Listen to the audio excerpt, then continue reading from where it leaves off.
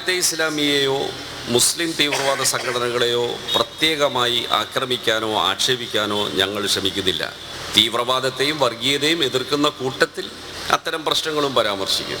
ഇന്ന് ഇന്ത്യ രാജ്യത്ത് ഏറ്റവും വലിയ ഭീഷണി ജമാഅത്തെ ഇസ്ലാമിയാണെന്ന തോന്നൽ ഞങ്ങൾക്കാർക്കുമില്ല. അതിന് മാത്രമുള്ള കേൾപ്പൊന്നും അവർക്കില്ല. നമസ്തേ, ജനം ഡിബേറ്റിലേക്ക് സ്വാഗതം. ജമാഅത്തെ ഇസ്ലാമിയെയോ മുസ്ലിം തീവ്രവാദ സംഘടനകളെയോ പ്രത്യേകമായി ആക്രമിക്കാനോ ആക്ഷേപിക്കാനോ ഞങ്ങൾ ശ്രമിക്കുന്നില്ല. ഇന്ന് ഇന്ത്യ രാജ്യത്ത് ഏറ്റവും വലിയ ഭീഷണി ജമാഅത്തെ ഇസ്ലാമിയാണെന്ന തോന്നൽ ഞങ്ങൾക്കുമില്ല. അതിന് മാത്രമുള്ള കെൽപ്പൊന്നും അവർക്കില്ല.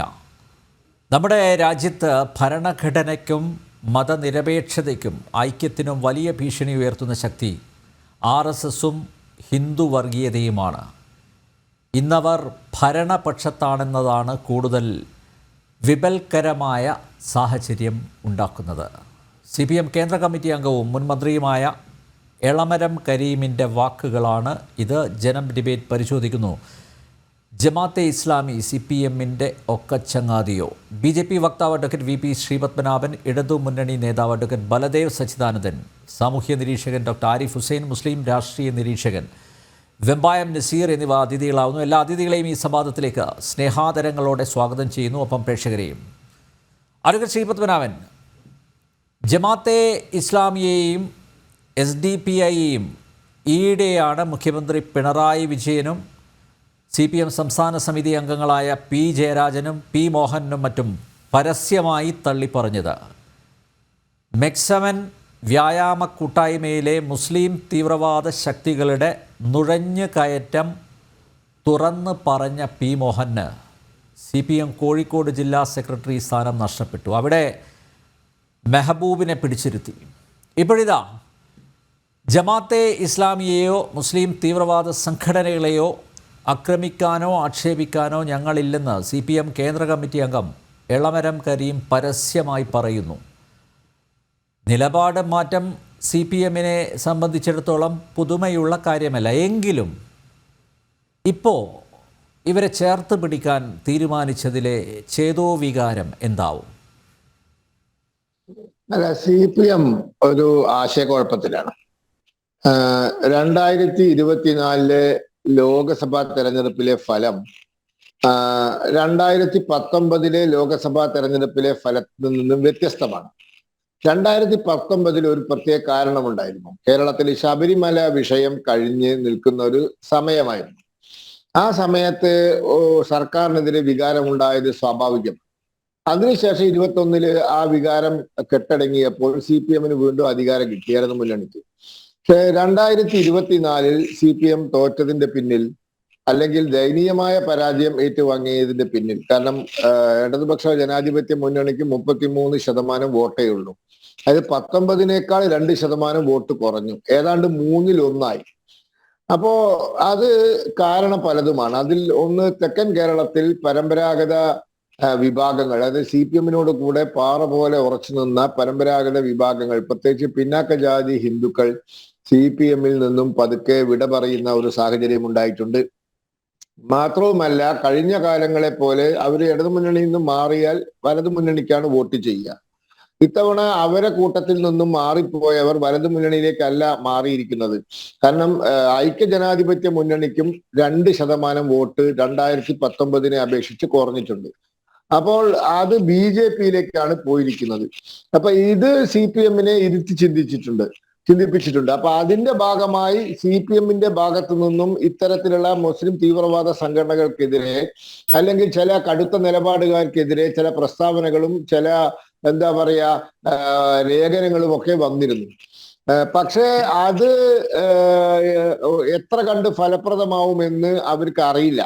അപ്പോൾ ഇപ്പൊ അവർ ആശയക്കുഴപ്പത്തിലാണ്. ഇത് CPM ഇപ്പോൾ ചിന്തിക്കുന്നത് ഈ മുസ്ലിം തീവ്രവാദ സംഘടനകളെ പാടെ തള്ളിക്കളയണോ, അതല്ല അവരെ ഒരു കൈ കൊണ്ട് തള്ളുകയും മറ്റേ കൈ കൊണ്ട് തലോടുകയും ചെയ്യണോ? ഇങ്ങനെ ഇതൊരു കൺഫ്യൂഷനാണ്. ഇപ്പൊ മോഹനൻ മാഷിന്റെ പ്രസ്താവന എടുത്ത് വായിച്ചു നോക്കിയാൽ, അല്ലെങ്കിൽ എളമരം കരീമിന്റെ പ്രസ്താവന വായിച്ചു നോക്കിയാൽ, മുഖ്യമന്ത്രി പറയുന്ന കാര്യങ്ങൾ നോക്കിയാൽ ഒരു കൺഫ്യൂഷനാണ് കാണുന്നത്. ഒരു ക്രിസ്റ്റൽ ക്ലിയറായ ഒരു സമീപനം CPMനില്ല. ഒരു വലിയ കുഴപ്പത്തിലാണ്. ഇപ്പോ ഈ അടുത്ത ദിവസമാണ് ഇപ്പം ഇവിടെ ഈ തൃത്താലയിൽ ഹമാസിന്റെ ഫോട്ടോ ഒക്കെ വെച്ചിട്ട് എഴുന്നള്ളത്തൊക്കെ നടന്നത്.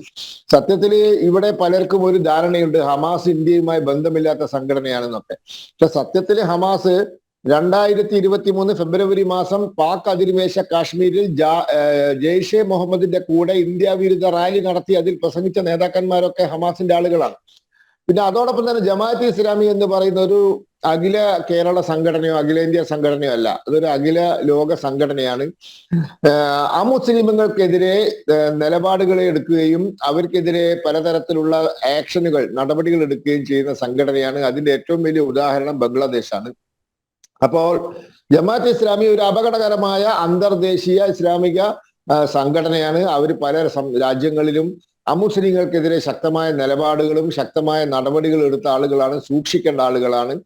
അപ്പോൾ ഇങ്ങനെയുള്ള സംഘടനകളെ ഇപ്പോൾ തള്ളണോ കൊള്ളണോ എന്നുള്ളത് കൺഫ്യൂഷനിലാണ് CPM. അപ്പോ അതിന്റെ ഒരു കൺഫ്യൂഷനാണ് കാണാൻ സാധിക്കുന്നത്. ഏതായാലും ഒരു കാര്യം ഉറപ്പാണ്, 2026 മുമ്പ് CPM-ന് എന്തെങ്കിലും ഒരു നിലപാടെടുത്തേ പറ്റൂ. ഇങ്ങനെ ഒരു കൈ കൊണ്ട് തള്ളുകയും ഒരു കൈ കൊണ്ട് കൊള്ളുകയും ചെയ്യുന്ന നിലപാടുമായി മുന്നോട്ട് പോകാൻ സാധ്യമല്ല. എന്തെങ്കിലും ഒരു നിലപാടെടുത്തേ പറ്റൂ. കാരണം ഇത് ഒരു വിഷയമാവാൻ പോവുകയാണ്. ഇപ്പോ ഈ തൃത്താലയത്തെ വിഷയങ്ങളൊക്കെ വന്നു കഴിഞ്ഞാൽ ഭാവിയിൽ കേരളത്തിൽ ഇതൊരു വിഷയമാകും. നിങ്ങൾ ഇവരെ എതിർക്കുന്നോ അതല്ല അനുകൂലിക്കുന്നോ, ഇവരെ തള്ളുന്നോ കൊള്ളുന്നോ എന്നൊക്കെ ഉള്ളത്. അപ്പോ ആ ഒരു സാഹചര്യം വരുമ്പോൾ കൃത്യമായൊരു നിലപാടെടുക്കാൻ CPM നിർബന്ധിതരാവും. പക്ഷെ ഇപ്പോൾ അവർ ഒരു കൺഫ്യൂഷനിലാണ് എന്നാണ് എനിക്ക് പറയാൻ. അഡ്വക്കേറ്റ് ബലദേവ്, തല്ലണമോ തലോടണമോ, തള്ളണമോ കൊള്ളണമോ, അങ്ങനെയൊരു ആശയക്കുഴപ്പത്തിലാണോ ഇടതുമുന്നണിയെ നയിക്കുന്ന CPM? ഇടതുപക്ഷ മുന്നണി ഒരു മതേതര ജനാധിപത്യ മൂല്യങ്ങളിൽ അടിയുറച്ചു നിൽക്കുന്ന ഒരു മുന്നണിയാണ്. കാലാകാലങ്ങളിൽ ശരിയാണ് ഇവിടെ പറഞ്ഞതുപോലെ ചില കൂട്ടുകെട്ടുകൾ, ആ രാഷ്ട്രീയമായ കൂട്ടുകെട്ടുകൾ എന്ന് പറയുന്നത് പലപ്പോഴും പല തെരഞ്ഞെടുപ്പുകളുമായി ബന്ധപ്പെട്ടുണ്ടാക്കുന്ന കൂട്ടുകെട്ടുകളാണ്. മുന്നണിയുടെ അടിസ്ഥാനപരമായ ഒരു കാഴ്ചപ്പാട് തന്നെ മതേതര ജനാധിപത്യ സംവിധാനം പരമാവധി കാത്തു സൂക്ഷിക്കണമെന്നാണ്. ഇവിടെ ബഹുമാനപ്പെട്ട എളമരം കരീമിന്റെ പ്രസംഗം നമ്മൾ എല്ലാവരും കേട്ടതാണ്. അദ്ദേഹം ആ പ്രസംഗത്തിൽ ഒരു കാര്യം എടുത്തു പറയുന്നു, ശരിയാണ്, ജമാഅത്തെ ഇസ്ലാമി അത്ര വലിയൊരു ഭീകര സംഘടനയല്ല. അത് ശരിയാണ്, പത്മനാഭൻ പറഞ്ഞതുപോലെ അതൊരു വളരെയധികം സ്ഥലങ്ങളിൽ പ്രവർത്തിക്കുന്ന ഒരു സംഘടനയാണെങ്കിലും കേരളത്തിൽ അവർക്ക് അത്ര ശക്തമായ വേരുകളൊന്നുമില്ല. കേരളത്തിൽ മറ്റു പല മുസ്ലിം സംഘടന, മുസ്ലിം ലീഗ് ഉൾപ്പെടെ, അത് LDF-ലും ഉണ്ട്, UDF-ലും ഉണ്ട്. ആ സംഘടനകളെ പോലൊന്നും ശക്തിയുള്ള ഒരു മുസ്ലിം സംഘടനയല്ല ജമാഅത്തെ ഇസ്ലാമി. എന്തിന് SDP-യുടെ ശക്തി പോലും ഈ ജമാഅത്തെ ഇസ്ലാമിക്കില്ല. അപ്പോൾ അതുകൊണ്ട് അവരുടെ ശക്തിയെ കുറച്ച് കണ്ടു എന്ന് മാത്രമാണ് അദ്ദേഹത്തിന്റെ ആ പ്രസംഗത്തിലൂടെ എനിക്ക് മനസ്സിലാകുന്നത്.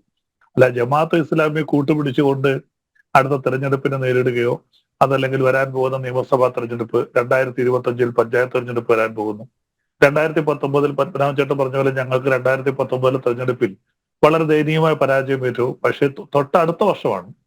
അപ്പോഴത്തേക്ക് അന്തരീക്ഷമൊന്നും വരായിട്ട് മാറിയില്ല. 2020 നടന്ന ത്രിതല പഞ്ചായത്ത് തെരഞ്ഞെടുപ്പിൽ വൻപിച്ച ഭൂരിപക്ഷത്തോട് ഇടതുമുന്നണി അധികാരത്തിൽ വന്നു. കോർപ്പറേഷനുകളെല്ലാം പിടിച്ച് ഏറ്റവും കൂടുതൽ മുനിസിപ്പാലിറ്റി, ബ്ലോക്ക് പഞ്ചായത്ത് സംവിധാനങ്ങൾ പിടിച്ചു വന്നു. 2021 ഞങ്ങൾ പ്രതീക്ഷിക്കാത്ത ഭൂരിപക്ഷത്തിൽ, ഞങ്ങൾ ആരും 99 സീറ്റ് കിട്ടുമെന്ന് പ്രതീക്ഷിച്ചതല്ല. അപ്പൊ അങ്ങനെ ഞങ്ങൾ വൻപിച്ച ഭൂരിപക്ഷത്തോട് തിരിച്ച് അധികാരത്തിൽ വന്നു. അപ്പൊ അതിന്റെ അർത്ഥം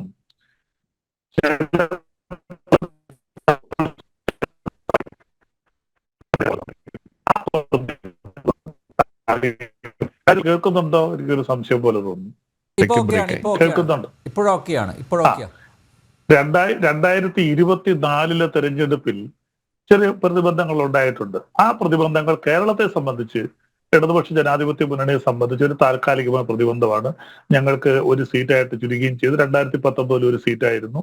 പ്രതീക്ഷിച്ച വോട്ട് ഞങ്ങളുടെ ചില മേഖലയിൽ നഷ്ടപ്പെട്ടു. വിശേഷിച്ച് തെക്കൻ ജില്ലകളിൽ, ആലപ്പുഴ, കൊല്ലം ജില്ലകളിലൊക്കെ പരമ്പരാഗതമായിട്ട് ഈഴവാദി പിന്നോക്ക സമുദായം ഇടതുപക്ഷത്തിന് കൃത്യമായി വോട്ട് ബാങ്കുകളായിരുന്നു. അവിടെയൊക്കെ ചില മേഖലകളിൽ വോട്ട് ഞങ്ങൾക്ക് നഷ്ടപ്പെട്ടു എന്നുള്ള യാഥാർത്ഥ്യമാണ്.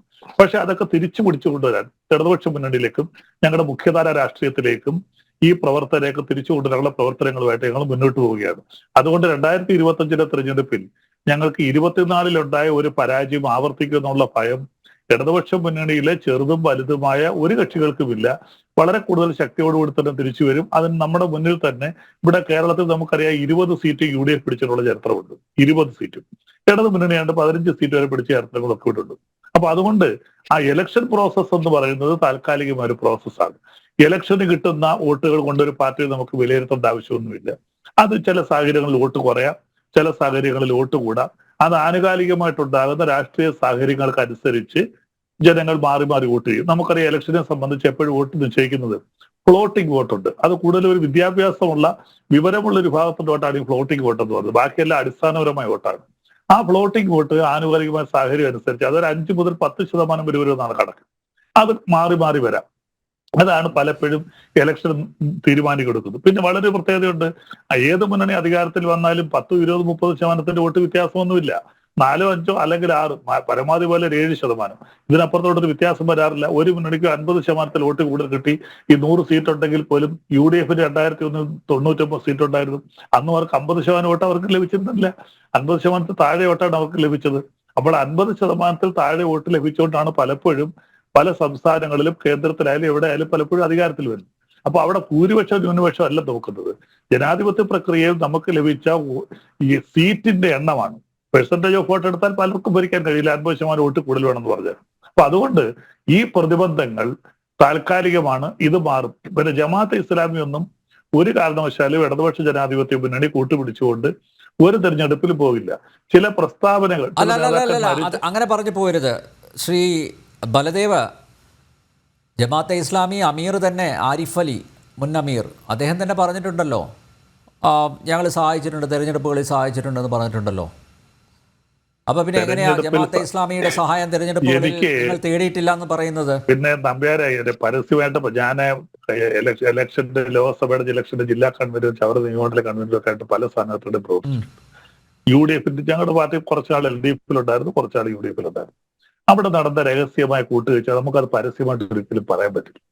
ആരൊക്കെ ഞങ്ങളെ വന്ന് ഇങ്ങോട്ട് വന്ന് കൺവീനറായിരുന്നു എൻ്റെ അടുക്ക വന്ന് ഞങ്ങൾ വോട്ട് ചെയ്യാമെന്ന് പറഞ്ഞ് പല പ്രവർത്തകരും BJP-യുടെ വിമത ഗ്രൂപ്പ് ഇത് അതുപോലെയല്ല. മുഖ്യമന്ത്രി പിണറായി വിജയൻ വിമത ഗ്രൂപ്പ് കണ്ട് വോട്ട് അഭ്യർത്ഥിച്ചു എന്നാണ് അദ്ദേഹം അന്ന് പറഞ്ഞത്. ഇല്ല, അത് മുഖ്യമന്ത്രി അപ്പൊ വോട്ട് ഈ അടുത്ത ജമാഅത്തെ ഇസ്ലാമിക്കെതിരെ മുഖ്യമന്ത്രി പിണറായി വിജയൻ പരാമർശം നടത്തിയപ്പോൾ ഇദ്ദേഹം രംഗത്ത് വന്ന് കാര്യങ്ങൾ വിശദീകരിക്കുകയുണ്ടായി. അല്ല, മുഖ്യമന്ത്രി ഇടതുപക്ഷ മുന്നണി CPM നേതൃത്വമൊക്കെ അത് നിഷേധിച്ചിട്ടുണ്ട്. അവർ പറയുന്നവർ പറയാം. പക്ഷേ വോട്ട് ഇലക്ഷന് ഇപ്പൊ ഒരാൾ ചെയ്യുമ്പോൾ ചെയ്യണ്ട എന്ന് ഒരു സ്ഥാനാർത്ഥി അല്ല, നിങ്ങളുടെ വോട്ട് ഞങ്ങൾക്ക് വേണ്ടെന്ന് ആരും പറയത്തില്ല. ഇലക്ഷൻ നിൽക്കുമ്പോൾ അവർക്ക് നമുക്ക് ഇഷ്ടം വേണ്ടാന്ന് പറഞ്ഞാൽ അയാൾ വോട്ട് ചെയ്തുകൂടെ?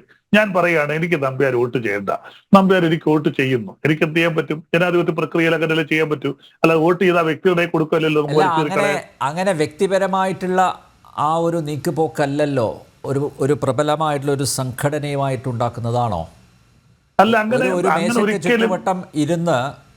ചുറ്റുവട്ടം ഇരുന്ന് ചില ധാരണകളിൽ എത്തുന്നു അല്ലേ? അപ്പോൾ വാങ്ങലുകൾ ഉണ്ടാവും സ്വാഭാവികമായിട്ട്. അല്ലാതെ ഞാനും അഡ്വക്കേറ്റ് ബലദേവും തമ്മിൽ ഇങ്ങനെ പറയുന്നത് പോലെ അല്ലല്ലോ ജമാഅത്തെ ഇസ്ലാമിയും CPM-ഉം തമ്മിൽ ചർച്ച നടത്തുന്നത്. ഇല്ല, അതൊക്കെ നിങ്ങളുടെ മാധ്യമ സൃഷ്ടിയാണ്. പ്രാദേശികമായിട്ട് ഞാൻ പറയുന്നില്ല. പ്രാദേശികമായിട്ട് ചില പ്രദേശങ്ങളിൽ ഈ പഞ്ചായത്ത് ഇലക്ഷനോ ബ്ലോക്ക് ഇലക്ഷനോ ചില അലയൻസുകളുണ്ട്. അത് ഞാൻ ഇല്ലെന്നൊന്നും തർക്കിക്കുന്നില്ല. പക്ഷേ സംസ്ഥാനാടിസ്ഥാനത്തിൽ നിയമസഭാ തെരഞ്ഞെടുപ്പിലോ ലോക്സഭാ തെരഞ്ഞെടുപ്പിലോ ഈ പറയുന്ന സംഘടനകളുമായിട്ട് ഇടതുപക്ഷ ജനാധിപത്യ മുന്നണിക്ക് യാതൊരു ധാരണയും ഉണ്ടായിട്ടില്ല. ചില ത്രിതല പഞ്ചായത്ത് സംവിധാനത്തിൽ ചിലയിടത്തൊക്കെ ചില രഹസ്യബന്ധങ്ങളൊക്കെ ഉണ്ടായിട്ടുണ്ട്. അതൊന്നും ഞാൻ ഇല്ലെന്ന് പറയുന്നില്ല. കണ്ണടച്ച് ഇരുട്ടാക്കണമെന്ന് ഞാനില്ല. പക്ഷേ സംസ്ഥാന തലത്തിൽ നാളിതുവരെ ഒരു നിയമസഭയിലേക്കോ ലോക്സഭയിലേക്കോ നടന്ന തെരഞ്ഞെടുപ്പിൽ നാളിതുവരെ അങ്ങനെയുള്ള ബന്ധങ്ങൾ ഉണ്ടായിട്ടില്ല. പിന്നെ വോട്ട് ചെയ്തിട്ടുണ്ടാവും. ഇപ്പൊ നമുക്കറിയാമല്ലോ, പാലക്കാടും 2 ഉപതെരഞ്ഞെടുപ്പ് നടന്നു. അവർ പറഞ്ഞല്ലോ ഞങ്ങൾ UDF-ന് വോട്ട് ചെയ്യും എന്ന് ചിലർ പ്രഖ്യാപിച്ചല്ലോ, ചില തീവ്രവാദ സംഘടനകൾ. അപ്പം അവർ ചില നേതാക്കന്മാർ ഞങ്ങൾക്ക് വേണ്ടാന്ന് പറഞ്ഞു, ചിലർ അത് ചെയ്തോട്ടെ, അവരുടെ ഇഷ്ടം പോലെ ചെയ്യട്ടെ എന്ന് പറഞ്ഞു. അപ്പൊ അവരുടെ സ്വാതന്ത്ര്യത്തിൽ നമുക്കൊരു ജനാധിപത്യ സംവിധാനത്തിൽ നിങ്ങൾ ചെയ്യണ്ട എന്ന് നമുക്ക് പറയാൻ പറ്റില്ല. അങ്ങനെയാണെങ്കിൽ നമ്മുടെ മോഹനൻ മാസ്റ്റർക്ക് എന്തുകൊണ്ടാണ് കസേര നഷ്ടപ്പെട്ടത്? അത് പാർട്ടിയുടെ തീരുമാനങ്ങളല്ലേ. പാർട്ടിയെ സംബന്ധിച്ച് രണ്ട് ടേണിൽ കൂടുതലായിട്ട് ജില്ലാ സെക്രട്ടറിയാണ്. CPM-നെ സംബന്ധിച്ച് അവരുടെ എല്ലാ സ്ഥലത്തും 2 ടേണാണ് പരമാവധി പറഞ്ഞിരിക്കുന്നത്. ജില്ലാ സെക്രട്ടറിമാരെ മാറ്റും. ആ ജില്ലാ സെക്രട്ടറിമാർ അവിടെ ഇരിക്കണം എന്നുണ്ടെങ്കിൽ അവരുടെ പോളിറ്റി ബ്യൂറോയുടെ പ്രത്യേകം സാക്ഷ്യം വേണം. എല്ലായിടത്തും മാറ്റില്ല, പല ജില്ലകളിലും മാറ്റി 2 ടേൺ കൂടുതൽ കൊടുത്തിട്ടില്ല. അപൂർവം ചില ജില്ലകളിലാണ് 3ാമത് ഇരുത്തിയിട്ടുള്ളത്. ബാക്കിയെല്ലാം അവരുടെ ഭരണഘടനയും കാണാൻ 2 പ്രാവശ്യത്തിൽ കൂടുതൽ. എന്തിന് ലോക്കൽ സെക്രട്ടറി 2ാം തവണ മാറ്റും, ഏരിയ സെക്രട്ടറി 2ാം തവണ മാറ്റും. ആ ജില്ല മാത്രമല്ലല്ലോ, നിരവധി ജില്ലകളിൽ അവരുടെ ജില്ലാ സെക്രട്ടറിമാരെ മാറ്റിയില്ലേ. കോഴിക്കോട് ജില്ലാ സമ്മേളനത്തിൽ CPM കോഴിക്കോട് ജില്ലാ സമ്മേളനത്തിൽ ഈ MEC-7 പരാമർശമുണ്ടല്ലോ, നമ്മുടെ മോഹനൻ മാസ്റ്ററുടെ ഭാഗത്തു നിന്നുണ്ടായ ആ പരാമർശം പാർട്ടിയിൽ നിന്നും ന്യൂനപക്ഷങ്ങളെ അകറ്റി എന്ന വിമർശനം ഉയർന്നിരുന്നു. അതിൻ്റെ തൊട്ട് പിന്നാലെയാണ് ഇങ്ങനെയൊരു സ്ഥാനചലനം ഉണ്ടായിരിക്കുന്നത്. അല്ല, എല്ലാ രാഷ്ട്രീയ പാർട്ടിയിലും ഇവിടെ ഇപ്പൊ എന്തായാലും രാഷ്ട്രീയ പാർട്ടി സജീവമായിരിക്കുന്നത് മെഹബൂബ് എന്ന വ്യക്തിയെയാണ്. അതുകൂടെ അല്ല, ഞാൻ പറയട്ടെ, അതാണ് നമ്മൾ ജാതി കമ്മ്യൂണിസ്റ്റ് പാർട്ടിയെ സംബന്ധിച്ച് ജാതി നോക്കിയല്ലല്ലോ പാർട്ടി സെക്രട്ടറി എടുക്കുന്നത്. ഞാൻ പറയും, ഇവിടെ എന്തായാലും സജീവ രാഷ്ട്രീയ പ്രവർത്തനം എന്നോടൊപ്പം BJP-യുടെ സീറ്റ് കൊടുക്കുന്നത് ജാതിയും മതവും നോക്കിയിട്ടല്ലേ അങ്ങനെ പറയാം? അല്ല, അത് BJP-യുടെ മുസ്ലിം സ്ഥാനാർത്ഥി നിർത്തുന്നില്ലേ, ക്രിസ്ത്യൻ സ്ഥാനാർത്ഥി നിർത്തുന്നില്ലേ? അപ്പൊ അത് പ്രത്യേകിച്ചാണോ? അത് രാഷ്ട്രീയത്തിന്റെ ഒരു ഭാഗമാണ്. കേരളത്തിൽ മുസ്ലിം സ്ഥാനാർത്ഥി നിർത്തുന്നുണ്ടല്ലോ, ക്രിസ്ത്യൻ സ്ഥാനാർത്ഥി വടക്കേ ഇന്ത്യ നിർത്തുന്നുണ്ടല്ലോ. BJP ഒരു ഹിന്ദു സംഘടന എന്ന് പറയുന്നെങ്കിൽ അവർ ക്രിസ്ത്യൻ മുസ്ലിം സ്ഥാനാർത്ഥികൾ ഭൂരിപക്ഷ പ്രദേശത്ത് CPM ഒരു ഹിന്ദു സ്ഥാനാർത്ഥി അല്ല, അത് തീർച്ചയായിട്ടും അങ്ങനെ വരുമല്ലോ. അത് രാഷ്ട്രീയപരമായിട്ട് ചിലത് ഞാൻ പറഞ്ഞല്ലോ, പ്രാദേശികമായിട്ടുണ്ടാകുന്ന ചില കാഴ്ചപ്പാടുകളിൽ പഴയ ഒരു രാഷ്ട്രീയ സാഹചര്യമല്ല ഇപ്പോൾ. വേറെ ഒരു കാര്യം ഞാൻ ചോദിച്ചോട്ടെ, നിഷ്പക്ഷമായിട്ടൊരു അഭിപ്രായം പറയുക. പഴയതുപോലെ ചെറുപ്പക്കാർ ഏതെങ്കിലും ഒരു പാർട്ടിയിലേക്ക് ചെറുപ്പക്കാർ ആകർഷിക്കപ്പെടുന്നു? ഇല്ല, ഒരു രാഷ്ട്രീയ പാർട്ടിയിലും ഇല്ല. ചെറുപ്പക്കാർ നല്ലൊരു ശതമാനം രാഷ്ട്രീയത്തിൽ നിന്ന് അകന്നു പോവുകയാണ്. അതിന് രണ്ട് കാരണങ്ങളാണ്. ഒന്ന്, ഇപ്പൊ ചെറുപ്പക്കാർക്ക് പരിപൂർണമായിട്ട് എന്തെങ്കിലും തൊഴിലുണ്ട്.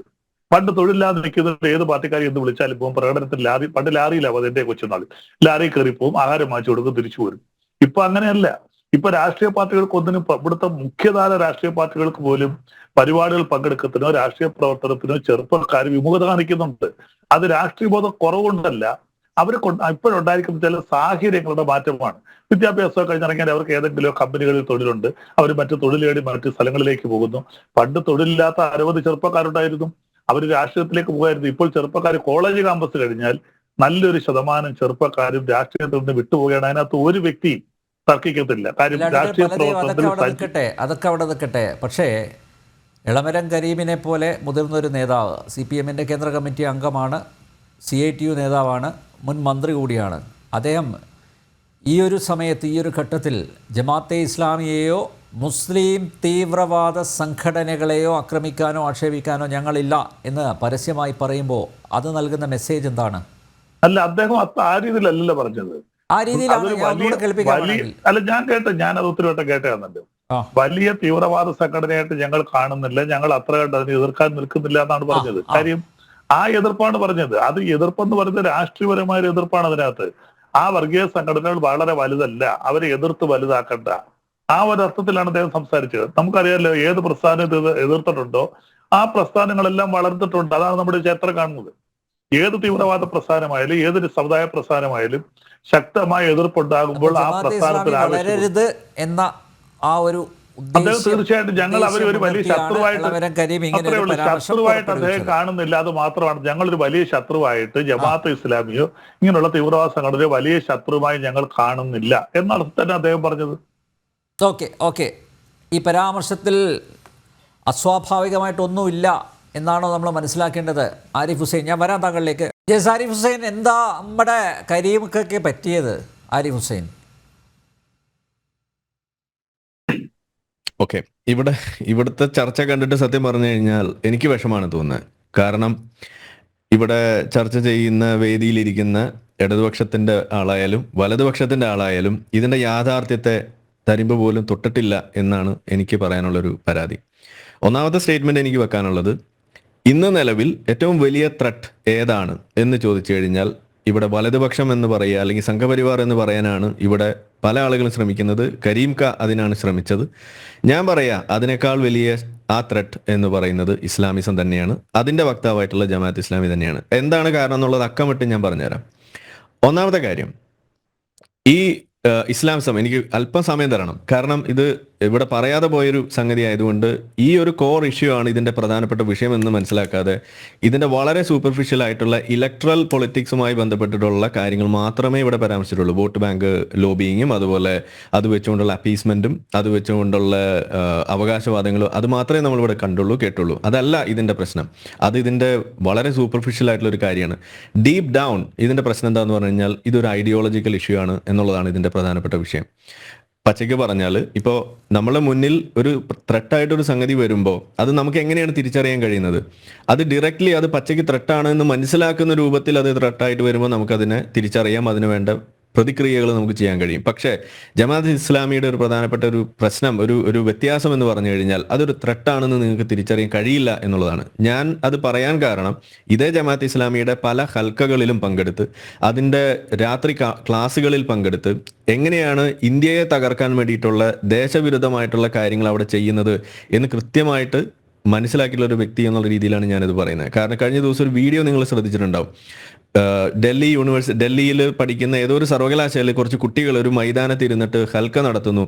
അവരവിടെ പറയുന്ന ഒരു കാര്യം നിങ്ങൾ ശ്രദ്ധിച്ചിട്ടുണ്ടാവും. അതെന്താണ് അവർ പറഞ്ഞുകൊണ്ടിരുന്നത്? യഹിയ സിൻവറിനെ കൂട്ടുപിടിച്ചുകൊണ്ട് അവർ പറയാണ്, യഹിയ സിൻവർ കാണിച്ച ആ ഒരു മാതൃക നമ്മൾ അതിൻ്റെ ഒരു 10-1 അല്ലെങ്കിൽ അതിൻ്റെ ഒരു ചെറിയ അംശമെങ്കിലും നമ്മളൊക്കെ കാണിക്കണ്ടേ എന്ന് ചോദിച്ചിട്ട് തീവ്രവാദത്തിലേക്ക് കുട്ടികളെ കൊണ്ടുപോകുന്ന ആ കൂട്ടം കുട്ടികൾ അവരാരെയാണ് പ്രതിദാനം ചെയ്യുന്നത്? അത് ജമാഅത്ത് ഇസ്ലാമിനെയാണ്. ഇത് ഏതെല്ലാം ലെവലിലുണ്ടെന്ന് ചോദിച്ചു കഴിഞ്ഞാൽ നമ്മൾ ഏർപ്പെടുന്ന മേഖലകളിൽ ഒളിഞ്ഞും തെളിഞ്ഞും പല രീതിയിൽ അത് നമ്മളുടെ വേഷപ്രച്ഛന്നരായി വന്നുകൊണ്ട് നമ്മളെ കബളിപ്പിക്കുന്ന ഒരു സംവിധാനമാണ് ഈ പറയുന്ന ജമാഅത്ത് ഇസ്ലാമി എന്ന് പറയുന്നത്. അത് മതേതര ഇടങ്ങളിൽ അത് മതേതര സ്വഭാവമുള്ള ഒരു സാധനമായിട്ട് വരും. അത് വിദ്യാർത്ഥികൾ ഏർപ്പെടുന്ന സ്ഥലങ്ങളിൽ വിദ്യാർത്ഥി സംഘടനകളുടെ രൂപത്തിൽ വരും. അത് രാഷ്ട്രീയ സംഘടനകളാകുമ്പോൾ അവിടെ രാഷ്ട്രീയ സംഘടനകളുടെ രൂപത്തിൽ വരും. ഇനി അതിനൊക്കെ അപ്പുറത്തേക്ക് തീവ്രവാദ സംഘടനകളുടെ ഇടയിൽ തീവ്രവാദ സംഘമായിട്ട് തന്നെ അത് മുന്നോട്ട് വരും. ഇതാണ് അതിൻ്റെ ഒരു കാഴ്ചപ്പാട്, അതിൻ്റെ രീതി എന്ന് പറയുന്നതാണ്. അതായത് ആ സംവിധാനത്തിന്റെ ഭാഗമായിക്കൊണ്ട് അതിനെ തകർക്കുന്ന ഒരു രീതി, അതിന്റെ ഭാഗമായിക്കൊണ്ട് അതിനെ ഇസ്ലാമൈസ് ചെയ്യുക എന്ന് പറയുന്ന ഒരു രീതി, ഇതാണ് ജമാഅത്ത് ഇസ്ലാമിന്റെ രീതി. ഇനി അക്കമിട്ട് പറയുകയാണെന്നുണ്ടെങ്കിൽ എന്തുകൊണ്ട് ജമാഅത്ത് ഇസ്ലാമി വലിയൊരു ത്രെട്ടാണെന്ന് പറഞ്ഞു കഴിഞ്ഞാൽ, ജമാഅത്ത് ഇസ്ലാമി മുന്നോട്ട് വെക്കുന്ന ആശയം എന്ന് പറയുന്നത് ഇഖാമത്ത് ദീനും അതുപോലെ തന്നെ ആ ദീൻ അനുസരിച്ചുകൊണ്ടുള്ള നിയമ സംവിധാനവും ശരിയ ഭരണവുമാണ് ജമാഅത്ത് ഇസ്ലാമിയുടെ മുന്നോട്ട് വെക്കുന്ന ആശയം എന്ന് പറയുന്നത്. അത് മുന്നോട്ട് വെച്ചുകൊണ്ട് തന്നെയാണ് ഇവിടെ ഇന്ത്യ വിഭജനം പോലും ഇവിടെ ഒരു കാലത്ത് ഇവിടെ അതിനുവേണ്ടി വാദങ്ങൾ ഉന്നയിച്ചിരുന്നത്. മൗദൂദിയെ പോലെയുള്ള ആളുകൾ അതിനു വേണ്ടിയിട്ട് പിന്നിൽ അണിനിരന്നതും അതൊരു ഘട്ടത്തിൽ അതിനെ എതിർത്ത് പറഞ്ഞു എന്നുള്ളതുണ്ടെങ്കിൽ പോലും ആൾ പറഞ്ഞുകൊണ്ടിരുന്നത് അങ്ങനെ മുറിച്ചു മാറ്റേണ്ട കാര്യമില്ല, ഇന്ത്യ മൊത്തം നമുക്ക് ഇസ്ലാമിക് ആക്കി മാറ്റണം എന്ന സ്വപ്നവും പങ്കുവെച്ചാണ് അദ്ദേഹം ഇരുന്നുകൊണ്ടിരുന്നത്. ഇതാണ് അതിലൊരു പ്രധാനപ്പെട്ട പ്രശ്നം. ഇനി ഇവിടെ നമ്മൾ പറയുന്ന വലതുപക്ഷം എന്ന് പറയുന്ന സംഘപരിവാറോ അല്ലെങ്കിൽ ആരെയും എടുത്തു നോക്കിക്കഴിഞ്ഞാൽ അവരാരും ഇന്ത്യയെ കഷ്ണം മുറിക്കണമെന്നല്ല പറയുന്നത്. സംഗതി അവരും മതവും കൾച്ചറും ഒക്കെയാണ് പൊക്കി വെച്ചിട്ട് ഇതിനൊരു മറുപടി എന്നോണം പറയുന്നത് എന്നുണ്ടെങ്കിലും അവർ പറഞ്ഞു വരുമ്പോൾ ഇന്ത്യയുടെ കെട്ടുറപ്പിനെ ബാധിക്കാത്ത രീതിയിൽ അതിനെ ഉൾക്കൊള്ളണമെന്നാണ് പറയുക. പക്ഷെ പ്രശ്നം എന്താണെന്ന് പറഞ്ഞു കഴിഞ്ഞാൽ അത് വിജയിക്കില്ല എന്നുള്ളതാണ് അതിന്റെ പ്രശ്നം. പക്ഷേ അങ്ങനെ ഒരു വലതുപക്ഷം ശക്തിപ്പെടാനും അങ്ങനെ ഒരു വലതുപക്ഷം ഉദയം ചെയ്യാനും ശക്തിപ്പെടാനും ഉണ്ടായ കാരണം പോലും ഒരു ഘട്ടത്തിൽ ഇന്ത്യൻ ചരിത്രത്തിൽ അതിന് കാരണമായി തീർന്നത് ഇതേ ഇസ്ലാമിക് ഒരു ലോബിയിങ്ങും അത് വെച്ചുകൊണ്ടുള്ള വർഗീയത തന്നെയായിരുന്നു ഇതിന്റെ കാരണം. 1991 മുതലുള്ള ചരിത്രമെങ്കിലും നമ്മൾ പഠിച്ചു കഴിഞ്ഞാൽ നമുക്ക് മനസ്സിലാവും ഇതാണ് അതിന്റെ ഒരു പിന്നാമ്പറം എന്ന് പറയുന്നത്. അപ്പോൾ അവിടെ തന്നെ തുടങ്ങുകയാണ് ഏതാണ് വലിയ ത്രെട്ട്. ഏറ്റവും ചുരുക്കി പറഞ്ഞാൽ 2047 ഇന്ത്യ ഒരു ഇസ്ലാമിക രാജ്യമാക്കുമെന്ന് മിഷൻ ഡോക്യുമെന്റ് എഴുതി വെച്ച് വിഷൻ 2047 എന്ന് പറഞ്ഞുകൊണ്ട് പോപ്പുലർ ഫ്രണ്ട് ഇറക്കി വെച്ച സാധനത്തിൽ അവർ പറയുന്നത് ഇന്ത്യ ഒരു ഇസ്ലാമിക രാജ്യമാക്കും എന്ന് മാത്രമല്ല അതിന് കൂട്ടുപിടിക്കുന്ന എന്താണ്, ഇന്ത്യയിലെ ഈ പറയുന്ന ജനാധിപത്യ മതേതര സംവിധാനങ്ങളെ, നമ്മുടെ അംബേദ്കറിനെ പോലെ നമ്മുടെ തിരുവണ്ണ പതാകയെ പോലെയുള്ള സിംബലുകളെയും ഐക്കണുകളെയും നമ്മൾ ദുരുപയോഗം ചെയ്യുക എന്നത് തന്നെയാണ് അവിടെ എഴുതി വെച്ചിരിക്കുന്നത്. ജനകീയ പ്രക്ഷോഭങ്ങൾ നമ്മൾ ഉപയോഗിക്കുക, അതുവഴി അവരിൽ ഒരു വലിയൊരു ഒരു സ്വീകാര്യത നേടിയെടുത്തുകൊണ്ട് അത് ഉപയോഗിച്ചുകൊണ്ട് when the final show down comes എന്ന് പറഞ്ഞിട്ട് അവർ പറഞ്ഞു വെക്കുന്നത് അവിടെ നമ്മൾ കോൺസ്റ്റിറ്റ്യൂഷൻ എടുത്ത് മാറ്റി അവിടെ നമ്മൾ ഈ ശരിയ ഖുർആൻ അവിടെ കൊണ്ടുവെക്കണം. ഇതാണ് അതിനകത്ത് എഴുതി വെച്ചിട്ടുള്ള സാധനം എന്ന് പറയുന്നത്. ഇതിവിടെ ഉണ്ടായിരിക്കെ നമ്മൾ ഏതിനെയാണ് ഭയക്കേണ്ടത്? ഞാൻ ഭയക്കുക അത് ജമാഅത്ത് ഇസ്ലാമിയും അത് പിൻബലം കൊടുത്തിട്ടുള്ള അതിന് ഐഡിയോളജിക്കൽ ബാക്കിംഗ് ഉള്ള പോപ്പുലർ ഫ്രണ്ട് പോലെയുള്ള സംഘടനകൾക്ക് പോലും ഇവിടെ കാരണമായിട്ടുള്ള ജമാഅത്ത് ഇസ്ലാമിനെ തന്നെയാണ് നമ്മളിവിടെ ബാക്ക് ചെയ്യേണ്ടത്. ഇത് ഒരു രാഷ്ട്രീയപരമായിട്ടുള്ള ഒരു കാര്യമാണ്. ഇനി വ്യക്തിപരമായിട്ടും നിയമപരമായിട്ടുള്ള മേഖലകളിലേക്കും കടന്നു ചെന്ന് കഴിഞ്ഞാൽ ഇന്നിപ്പോൾ നമ്മൾ നിലവിൽ കാണുന്ന പ്രധാനപ്പെട്ട ചർച്ചാ വിഷയമാകുന്ന 1-2 വിഷയങ്ങൾ, 1 യൂണിഫോം സിവിൽ കോഡ്, 2 വഖഫ് നിയമം. ഇതിന് രണ്ടിനും വലിയ തോതിൽ കുഴപ്പങ്ങൾ ഉണ്ടാക്കിക്കൊണ്ട് അതിന് തൊട്ടു മുന്നേ പൗരത്വ ഭേദഗതി ബില്ല് ഒരു തരത്തിലും ഇന്ത്യയിൽ ജീവിക്കുന്ന ഒരു മുസൽമാനെ പോലും ബാധിക്കാത്ത ഒരു നിയമത്തെ ഇവിടുത്തെ മുസ്ലിമിനെ ഇറക്കി വിടാനുള്ള ഒരു നിയമമാണ് എന്നും പറഞ്ഞ് തെറ്റിദ്ധരിപ്പിച്ച് അതിനുവേണ്ടി കുത്തിത്തിരിപ്പുണ്ടാക്കി ആ കെണിയിൽ ഇവിടുത്തെ ഇടതുപക്ഷം പോലും വീണുപോയിട്ടുണ്ട് എന്നുണ്ടെങ്കിൽ അതിന് മാത്രം പക്വതയുള്ള ഒരു തട്ടിപ്പ് നടത്താൻ പാകത്തിന് വളർന്ന ഒരു സംഘടന തന്നെയാണ് ഈ പറയുന്ന ഈ ജമാഅത്ത് ഇസ്ലാമി എന്ന് പറയുന്നത്. അവരുടെ പറഞ്ഞത് അതിനുള്ള കെൽപ്പ് അവർക്കില്ല എന്നുള്ളതാണ് അല്ലേ? അതൊക്കെ അവരുടെ മനസ്സിലാക്കാത്തതാണോ ആ യാഥാർത്ഥ്യം? ഇനി അത് എന്തുകൊണ്ട് എളമരം കരീം അങ്ങനെ പറയുന്നു എന്നുള്ളത് ഞാൻ അവസാനം പറഞ്ഞുതരാം. അതിനുള്ള ഉത്തരവുണ്ട്. അപ്പൊ ഞാൻ പറഞ്ഞു വന്നത്, അങ്ങനെ ഈ നിയമങ്ങളെ പോലും തെറ്റിദ്ധരിപ്പിച്ച് അതിലേക്ക് ആളുകളെ കൊണ്ടെത്തിച്ച് ആ ട്രാപ്പിൽ ഇവിടുത്തെ ഇടതുപക്ഷം പോലും, ബുദ്ധിരാക്ഷസന്മാരുടെ ഇടതുപക്ഷം പോലും വീണു പോയിട്ടുണ്ടെങ്കിൽ അത് തന്നെയാണ് അവരുടെ മിടുക്കെന്ന് പറയുന്നത്. അത് തിരിച്ചറിയണം. നമ്മൾ അതിൽ നിന്ന് പുറത്തു കിടന്ന ആളുകൾ എന്നുള്ള രീതിയിൽ നമുക്കത് പറയാൻ കഴിയുന്നു. പല ആളുകളും ചോദിക്കാറ്, നിങ്ങൾ എന്തിനാണ് ഈ എക്സ് മുസ്ലിം ഇട്ട് നടക്കുന്നത്, നിങ്ങൾക്ക് ഒരു എന്താണ് മുസ്ലിം ബ്രിഡ്ജ് എന്നൊക്കെ പറഞ്ഞ് നടന്നുകൂടെ എന്നൊക്കെ ചോദിക്കുമ്പോൾ അവിടെ നമുക്ക് പറയാനുള്ളത് ഇതാണ് ഇതിലെ യഥാർത്ഥ പ്രശ്നമെന്ന് നമുക്ക് പറയാൻ വേറെ വഴിയില്ല എന്നുള്ളതാണ്. ഇതിങ്ങനെ പറഞ്ഞാലേ ആളുകൾ കേൾക്കുള്ളൂ എന്നുള്ളതാണ് നമ്മുടെ പ്രശ്നം. അതുകൊണ്ട് നമ്മൾ അതങ്ങനെ പറയേണ്ടി വരുന്നു. ഇനി ബാക്കി പറയുകയാണെന്നുണ്ടെങ്കിൽ ഈ തരം നിയമങ്ങളെ തെറ്റിദ്ധരിപ്പിച്ച് പ്രശ്നം ഉണ്ടാക്കുന്നു, കുത്തിത്തിരിപ്പുണ്ടാക്കുന്നു. വഖഫ് നിയമത്തിൽ ഇന്നിപ്പോൾ വലിയ പ്രക്ഷോഭത്തിലേക്ക് അവർ നീങ്ങുകയാണ്. അപ്പോൾ ആ നിയമം ഇവിടെ ഉണ്ടാക്കുന്ന പ്രശ്നങ്ങളെ കുറിച്ചുള്ള ചർച്ച പോലും സാധ്യമാകാത്ത രീതിയിൽ അതിനെ വളച്ചൊടിക്കുന്നു. ഇതാണൊരു പ്രധാനപ്പെട്ട ഒരു വിഷയം. യൂണിഫോം സിവിൽ കോഡിനെ കുറിച്ചുള്ള ചർച്ചകൾ ഇവിടെ കൊണ്ടുവരുന്നത് ആ കെണിയിലും ഇവിടുത്തെ ഇടതുപക്ഷം വീണില്ലേ? വഖഫിന്റെ വിഷയത്തിൽ ഇടതുപക്ഷം മാത്രമല്ല, ഇവിടുത്തെ കോൺഗ്രസും എല്ലാവരും അതിനകത്ത് പെട്ടുകിടക്കുകയല്ലേ. ഇപ്പോഴും അത് വഖഫാണോ അല്ലയോ എന്ന് മുന്നമത്തിന്റെ വിഷയത്തിൽ ഒരൊറ്റ ഉത്തരം പോലും പറയാൻ പറ്റാത്ത അവസ്ഥയിൽ നിൽക്കുന്ന ഒരു അവസ്ഥ ഉണ്ടെങ്കിൽ ആരാണ് അതിന് വഴിവെച്ചിട്ടുള്ളത്? ഈ പറയുന്ന മതം തന്നെയാണ് അതിന് വഴിവെച്ചിട്ടുള്ളത്. അതിന്റെ ബാക്കിംഗ് ഉള്ള ഈ ജമാഅത്ത് ഇസ്ലാമി തന്നെയാണ് അതിന്റെ കാരണമായിട്ട് നമുക്ക് ഇവിടെ കാണാൻ കഴിയുക. അവരുടെ ആ തീട്ടൂരങ്ങൾ അവിടെ വലിയ തോതിൽ പ്രശ്നം ഉണ്ടാക്കുന്നുണ്ട്. ഇനി ഇതിൽ ഏറ്റവും പ്രധാനപ്പെട്ട മറ്റൊരു വശമാണ് ഈ ഡെമോഗ്രാഫിക് ആയിക്കൊണ്ട് ആ തരത്തിലുള്ള, അതായത് നിങ്ങൾ കൂടുതൽ കുട്ടികളെ ജനിപ്പിക്കുക എന്ന് പറയുന്ന ഒരു ആശയം മുന്നോട്ട് വെക്കുന്ന ഒരു മതം, അതിന്റെ ആശയം പേറുന്നത് ആരാണ്? അത് ജമാഅത്ത് ഇസ്ലാമി തന്നെയാണ്. അവർ മുന്നോട്ട് വെക്കുന്ന ഒരു ആശയമാണ്. എന്ന് വെച്ചാൽ ഈ പറയുന്ന ഇന്ത്യയിൽ മറ്റൊരു തരത്തിലും ഇവിടെ ഇസ്ലാമൈസേഷൻ സാധ്യമാകില്ല എന്ന് കണ്ടപ്പോൾ പിന്നെ അതിനുള്ള അടുത്ത വഴി എന്താണ്? ജനാധിപത്യ സംവിധാനത്തെ അട്ടിമറിക്കുക എന്നുള്ളതാണ്. ജനാധിപത്യ സംവിധാനത്തെ അട്ടിമറിക്കുന്നത് എങ്ങനെയാണ്? പെറ്റുകൂട്ടിയിട്ട് അട്ടിമറിക്കുക. ഇത് ഞാൻ പറയുമ്പോൾ നിങ്ങൾക്ക് വിഷമാവും. ഇത് പച്ചയ്ക്ക് പറഞ്ഞിട്ടുള്ള ആളുകൾ ഇവിടെ ഉണ്ട്. ഇന്ന് യൂറോപ്പിൽ ഓരോ അങ്ങാടിയിൽ നിന്ന് പ്രസംഗിക്കുകയാണ് അവിടെയുള്ള ഇസ്ലാമിസ്റ്റുകൾ. അവിടെ ഈ പറയുന്ന ഇസ്ലാമിസ്റ്റുകൾ ആരാണ് അവരെ ബാക്ക് ചെയ്യുന്നത്? ജമാഅത്ത് ഇസ്ലാമിയുടെ ഐഡിയോളജിയാണ് അവർ കൊണ്ടു നടക്കുന്നത്. മുസ്ലിം ബ്രദർഹുഡ് എവിടുന്നാ വന്നത്? അതല്ലെങ്കിൽ ഇതുപോലുള്ള ആശയങ്ങൾ എവിടുന്നാ വന്നത് എന്ന് നിങ്ങൾ അന്വേഷിക്കുക. ജമാഅത്ത് ഇസ്ലാമിയാണ്. ഇന്ത്യയിലെ ജമാഅത്ത് ഇസ്ലാമി ഈ നാട്ടിലുള്ള ഏതെങ്കിലും ഒരു സാധ്യത കൊണ്ട്, ഏതെങ്കിലും ഒരു സാഹചര്യം കൊണ്ട് ചില കാര്യങ്ങൾ ഒളിപ്പിച്ചു വെക്കുന്നുണ്ട്, അല്ലെങ്കിൽ ചില തക്കിയ പ്രയോഗിക്കുന്നുണ്ട് എങ്കിൽ അതിന് കാരണം ആരാണ്? ഇവിടുത്തെ വലതുപക്ഷമാണ്. സത്യം പറഞ്ഞാൽ ഇന്ന് ജമാഅത്ത് ഇസ്ലാമി ഇവിടെ ഒളിച്ചും പാത്തൊക്കെ നടക്കുന്നതിന്റെ കാരണം ഇവിടെ സംഘികൾ ഉള്ളതുകൊണ്ടാണെന്ന് തന്നെ ഞാൻ പച്ചയ്ക്ക് പറയും. സംഘികൾ ഇല്ലായിരുന്നു എന്നുണ്ടെങ്കിൽ എന്താ കാണുക എന്നുള്ളത് ഇവിടെ ഈ ബംഗ്ലാദേശിലേക്ക് നോക്കിയാൽ കാണും. ഇത് പറയുമ്പോൾ നിങ്ങൾക്ക് ചിലപ്പോൾ എന്നെ സംഘിയായിട്ടൊക്കെ വിളിക്കാൻ തോന്നുമായിരിക്കും. ഞാൻ അതിൽ ഒന്നും പറയില്ല. നിങ്ങൾക്ക് തൽക്കാലം അങ്ങനെ വിളിച്ച ആശ്വാസം കിട്ടുമെങ്കിൽ നിങ്ങൾ വിളിച്ചു. ഇതാണ് യാഥാർത്ഥ്യം. ബംഗ്ലാദേശിലേക്ക് നിങ്ങൾ നോക്കുക, പാകിസ്ഥാനിലേക്ക് നിങ്ങൾ നോക്കുക, എന്താ അവിടെ സംഭവിക്കണമെന്ന് നിങ്ങൾ നോക്കുക. അവിടെ ഈ കുഴപ്പമുണ്ടാക്കുന്ന മുഴുവൻ ജമാഅത്ത് ഇസ്ലാമിയുടെ ആൾക്കാർ തന്നെയാണ് ഈ പ്രശ്നം ഉണ്ടാക്കുന്നത്. ബംഗ്ലാദേശ് ഏറ്റവും ഈ തൊട്ടടുത്ത് കിടക്കുന്ന രാജ്യം. ഈ ഏറ്റവും അടുത്ത കാലത്ത് നമ്മൾ കണ്ട ഉദാഹരണങ്ങൾ നമുക്ക് അവിടെ നിന്ന് കാണാൻ കഴിയുന്നു. ഇതാണ് നമ്മൾ കണ്ടത്. അപ്പോൾ പെറ്റുകൂട്ടിക്കൊണ്ട് ജനാധിപത്യ സംവിധാനത്തെ, ഇലക്ട്രൽ ആ സംവിധാനത്തെ അട്ടിമറിക്കുന്ന ഒരു ആഹ്വാനം മുന്നോട്ട് വെക്കുന്നുണ്ടെങ്കിൽ അത് ചെയ്യുന്നത്, ഒളിച്ചും പാത്തും ചെയ്യുന്നത് അത് ഇവിടുത്തെ ജമാഅത്ത് ഇസ്ലാമിയാണ്. ഇനി ഞാൻ പങ്കെടുത്ത ഇത്തരത്തിലുള്ള കുട്ടിക്കാലത്ത് പോയിട്ടുള്ള ഈ ഹൽക്കകളിൽ അവർ പങ്കെടുത്ത് പറഞ്ഞിട്ടുള്ള കാര്യങ്ങൾ, ഇവിടുത്തെ വോട്ട് അതിനകത്ത് പങ്കെടുക്കരുതെന്നായിരുന്നു ഒരു കാലത്ത് പറഞ്ഞിരുന്നുണ്ടെങ്കിൽ പിന്നെ അത് അവർ മാറ്റി പറയാണ്, നമുക്കതിൻ്റെ ഭാഗമാകണം, എന്നിട്ട് നമ്മൾ ഇതിനെ നമ്മളുടെ വഴിക്ക് കൊണ്ടുവരണം എന്ന് പറയുന്നു. ബെടക്കാക്കി തനിക്കാക്കുക എന്ന് പറയും. ഇനി അതും കഴിഞ്ഞ് അടുത്തത് പറയുന്ന ഏതാണ്? നമ്മളുടെ പ്രധാനപ്പെട്ട സംവിധാനങ്ങൾ, അതായത് ജുഡീഷ്യറി, മിലിറ്ററി, പോലീസ് സംവിധാനങ്ങൾ, ഇതുപോലുള്ള സംവിധാനങ്ങളിൽ നമ്മൾ ആയിരിക്കണം അധികവും ഉണ്ടാകേണ്ടത്. ഇത് ജമാഅത്ത് ഇസ്ലാമി ഞങ്ങൾക്ക് പറഞ്ഞു തന്നിട്ടുള്ള സാധനമാണ്. എന്ന് വെച്ചാൽ നമ്മുടെ ആളുകൾ ഇതിനകത്ത് തിരികണം, എന്നിട്ട് വേണം നമുക്കിതിന് പണി കൊടുക്കാൻ. ഏതിന് പണി കൊടുക്കാൻ? ഇന്ത്യ രാജ്യത്തിന് പണി കൊടുക്കാൻ. ഇതാണ് അവിടെ പറഞ്ഞു വെക്കണം. എന്താണ് ആ പണി? ഇസ്ലാമിക രാജ്യമാക്കുക. ഇതാണ് ആ പണി. ഇതിനോട് നിങ്ങൾക്ക് യോജിക്കാൻ കഴിയോ? എനിക്ക് യോജിക്കാൻ കഴിഞ്ഞില്ല. അതുകൊണ്ട് തന്നെയാണ് നമ്മളിത് പുറത്തു വന്നിട്ട് പറയുന്നത്. അപ്പോൾ ഇതാണ് ഇവരുടെ ഉള്ളിലിരിപ്പ് എന്ന് നമുക്ക് കൃത്യമായിട്ട് എനിക്ക് പറയാൻ കഴിയുന്നു. അപ്പോൾ അങ്ങനെ ഇത്തരത്തിലുള്ള നിയമപരമായിട്ടും ഡെമോക്രാറ്റിക് ആയിട്ട് നിലനിൽക്കേണ്ട സംവിധാനങ്ങളെ റാഞ്ചിക്കൊണ്ട് പോയിട്ടാണെങ്കിലും ഇതിനെ വലിയ തോതിൽ പരിക്കേൽപ്പിക്കുക, ഇതിനെ അട്ടിമറിക്കുക, ഇസ്ലാമൈസ് ചെയ്യുക, ഇതാണ് അതിൻ്റെ പ്രധാനപ്പെട്ട ലക്ഷ്യം. ഇനി ഇതോടൊപ്പം അവർ ചെയ്യുന്ന മറ്റു ചില വസ്തുതകളും കൂടിയുണ്ട്. മുസ്ലിങ്ങളായിട്ടുള്ള ആളുകൾ ഇതിനകത്തേക്ക് കൊണ്ടുവരാൻ വേണ്ടിയിട്ട് അതിനുവേണ്ടി ചെയ്യുന്ന പ്രധാനപ്പെട്ട പണിയാണ് ഇസ്ലാമിക് ഫൈനാൻസും അതുപോലെയുള്ള പാരലൽ ഒരു ഇക്കോണമി തന്നെ ക്രിയേറ്റ് ചെയ്തുകൊണ്ട് അതിനു വേണ്ടിയിട്ടുള്ള സംവിധാനങ്ങൾ ഇവിടെ ഒരുക്കി വെക്കുക. ഒരു കാലത്ത് ഒരു ഘട്ടത്തിൽ ഇതുപോലെ ഒരു ഇസ്ലാമിക് ഫൈനാൻസ് കിട്ടാൻ വേണ്ടിയിട്ട് കറങ്ങി നടന്നിട്ടുള്ള ഒരു വ്യക്തിയാണ് ഞാൻ. അന്ന് അതിൻ്റെ പിന്നാലെ പോയപ്പോൾ നമുക്ക് മനസ്സിലായി ഇത് കൃത്യമായ ഒരു അജണ്ട വെച്ചുകൊണ്ട് അതിനകത്ത് ചില കാര്യങ്ങൾ അവർക്ക് കൊടുക്കേണ്ട ആളുകളും ഇല്ലാത്തവരെയൊക്കെ കണക്കിലെടുത്ത് ആ രീതിയിൽ പോകുന്നൊരു സംവിധാനമാണത്. അതിൻ്റെ ഗുണഭോക്താക്കളായിട്ട് വരുന്ന ആളുകൾ അവരുടെ ചൊൽപ്പടിക്ക് നിൽക്കുന്ന ആളുകളെ കണ്ടെത്തുക എന്നതും കൂടിയാണ് അവരുടെ അതിലെ ഒരു പ്രധാനപ്പെട്ട ലക്ഷ്യമായിട്ട് മാറുന്നത്. അതും ഇവിടെ നടക്കുന്നുണ്ട്. ഒരു പാരലൽ ഇക്കോണമി തന്നെ ഇവിടെ അവർ സെറ്റ് ചെയ്ത് വെച്ചിട്ടുണ്ട്.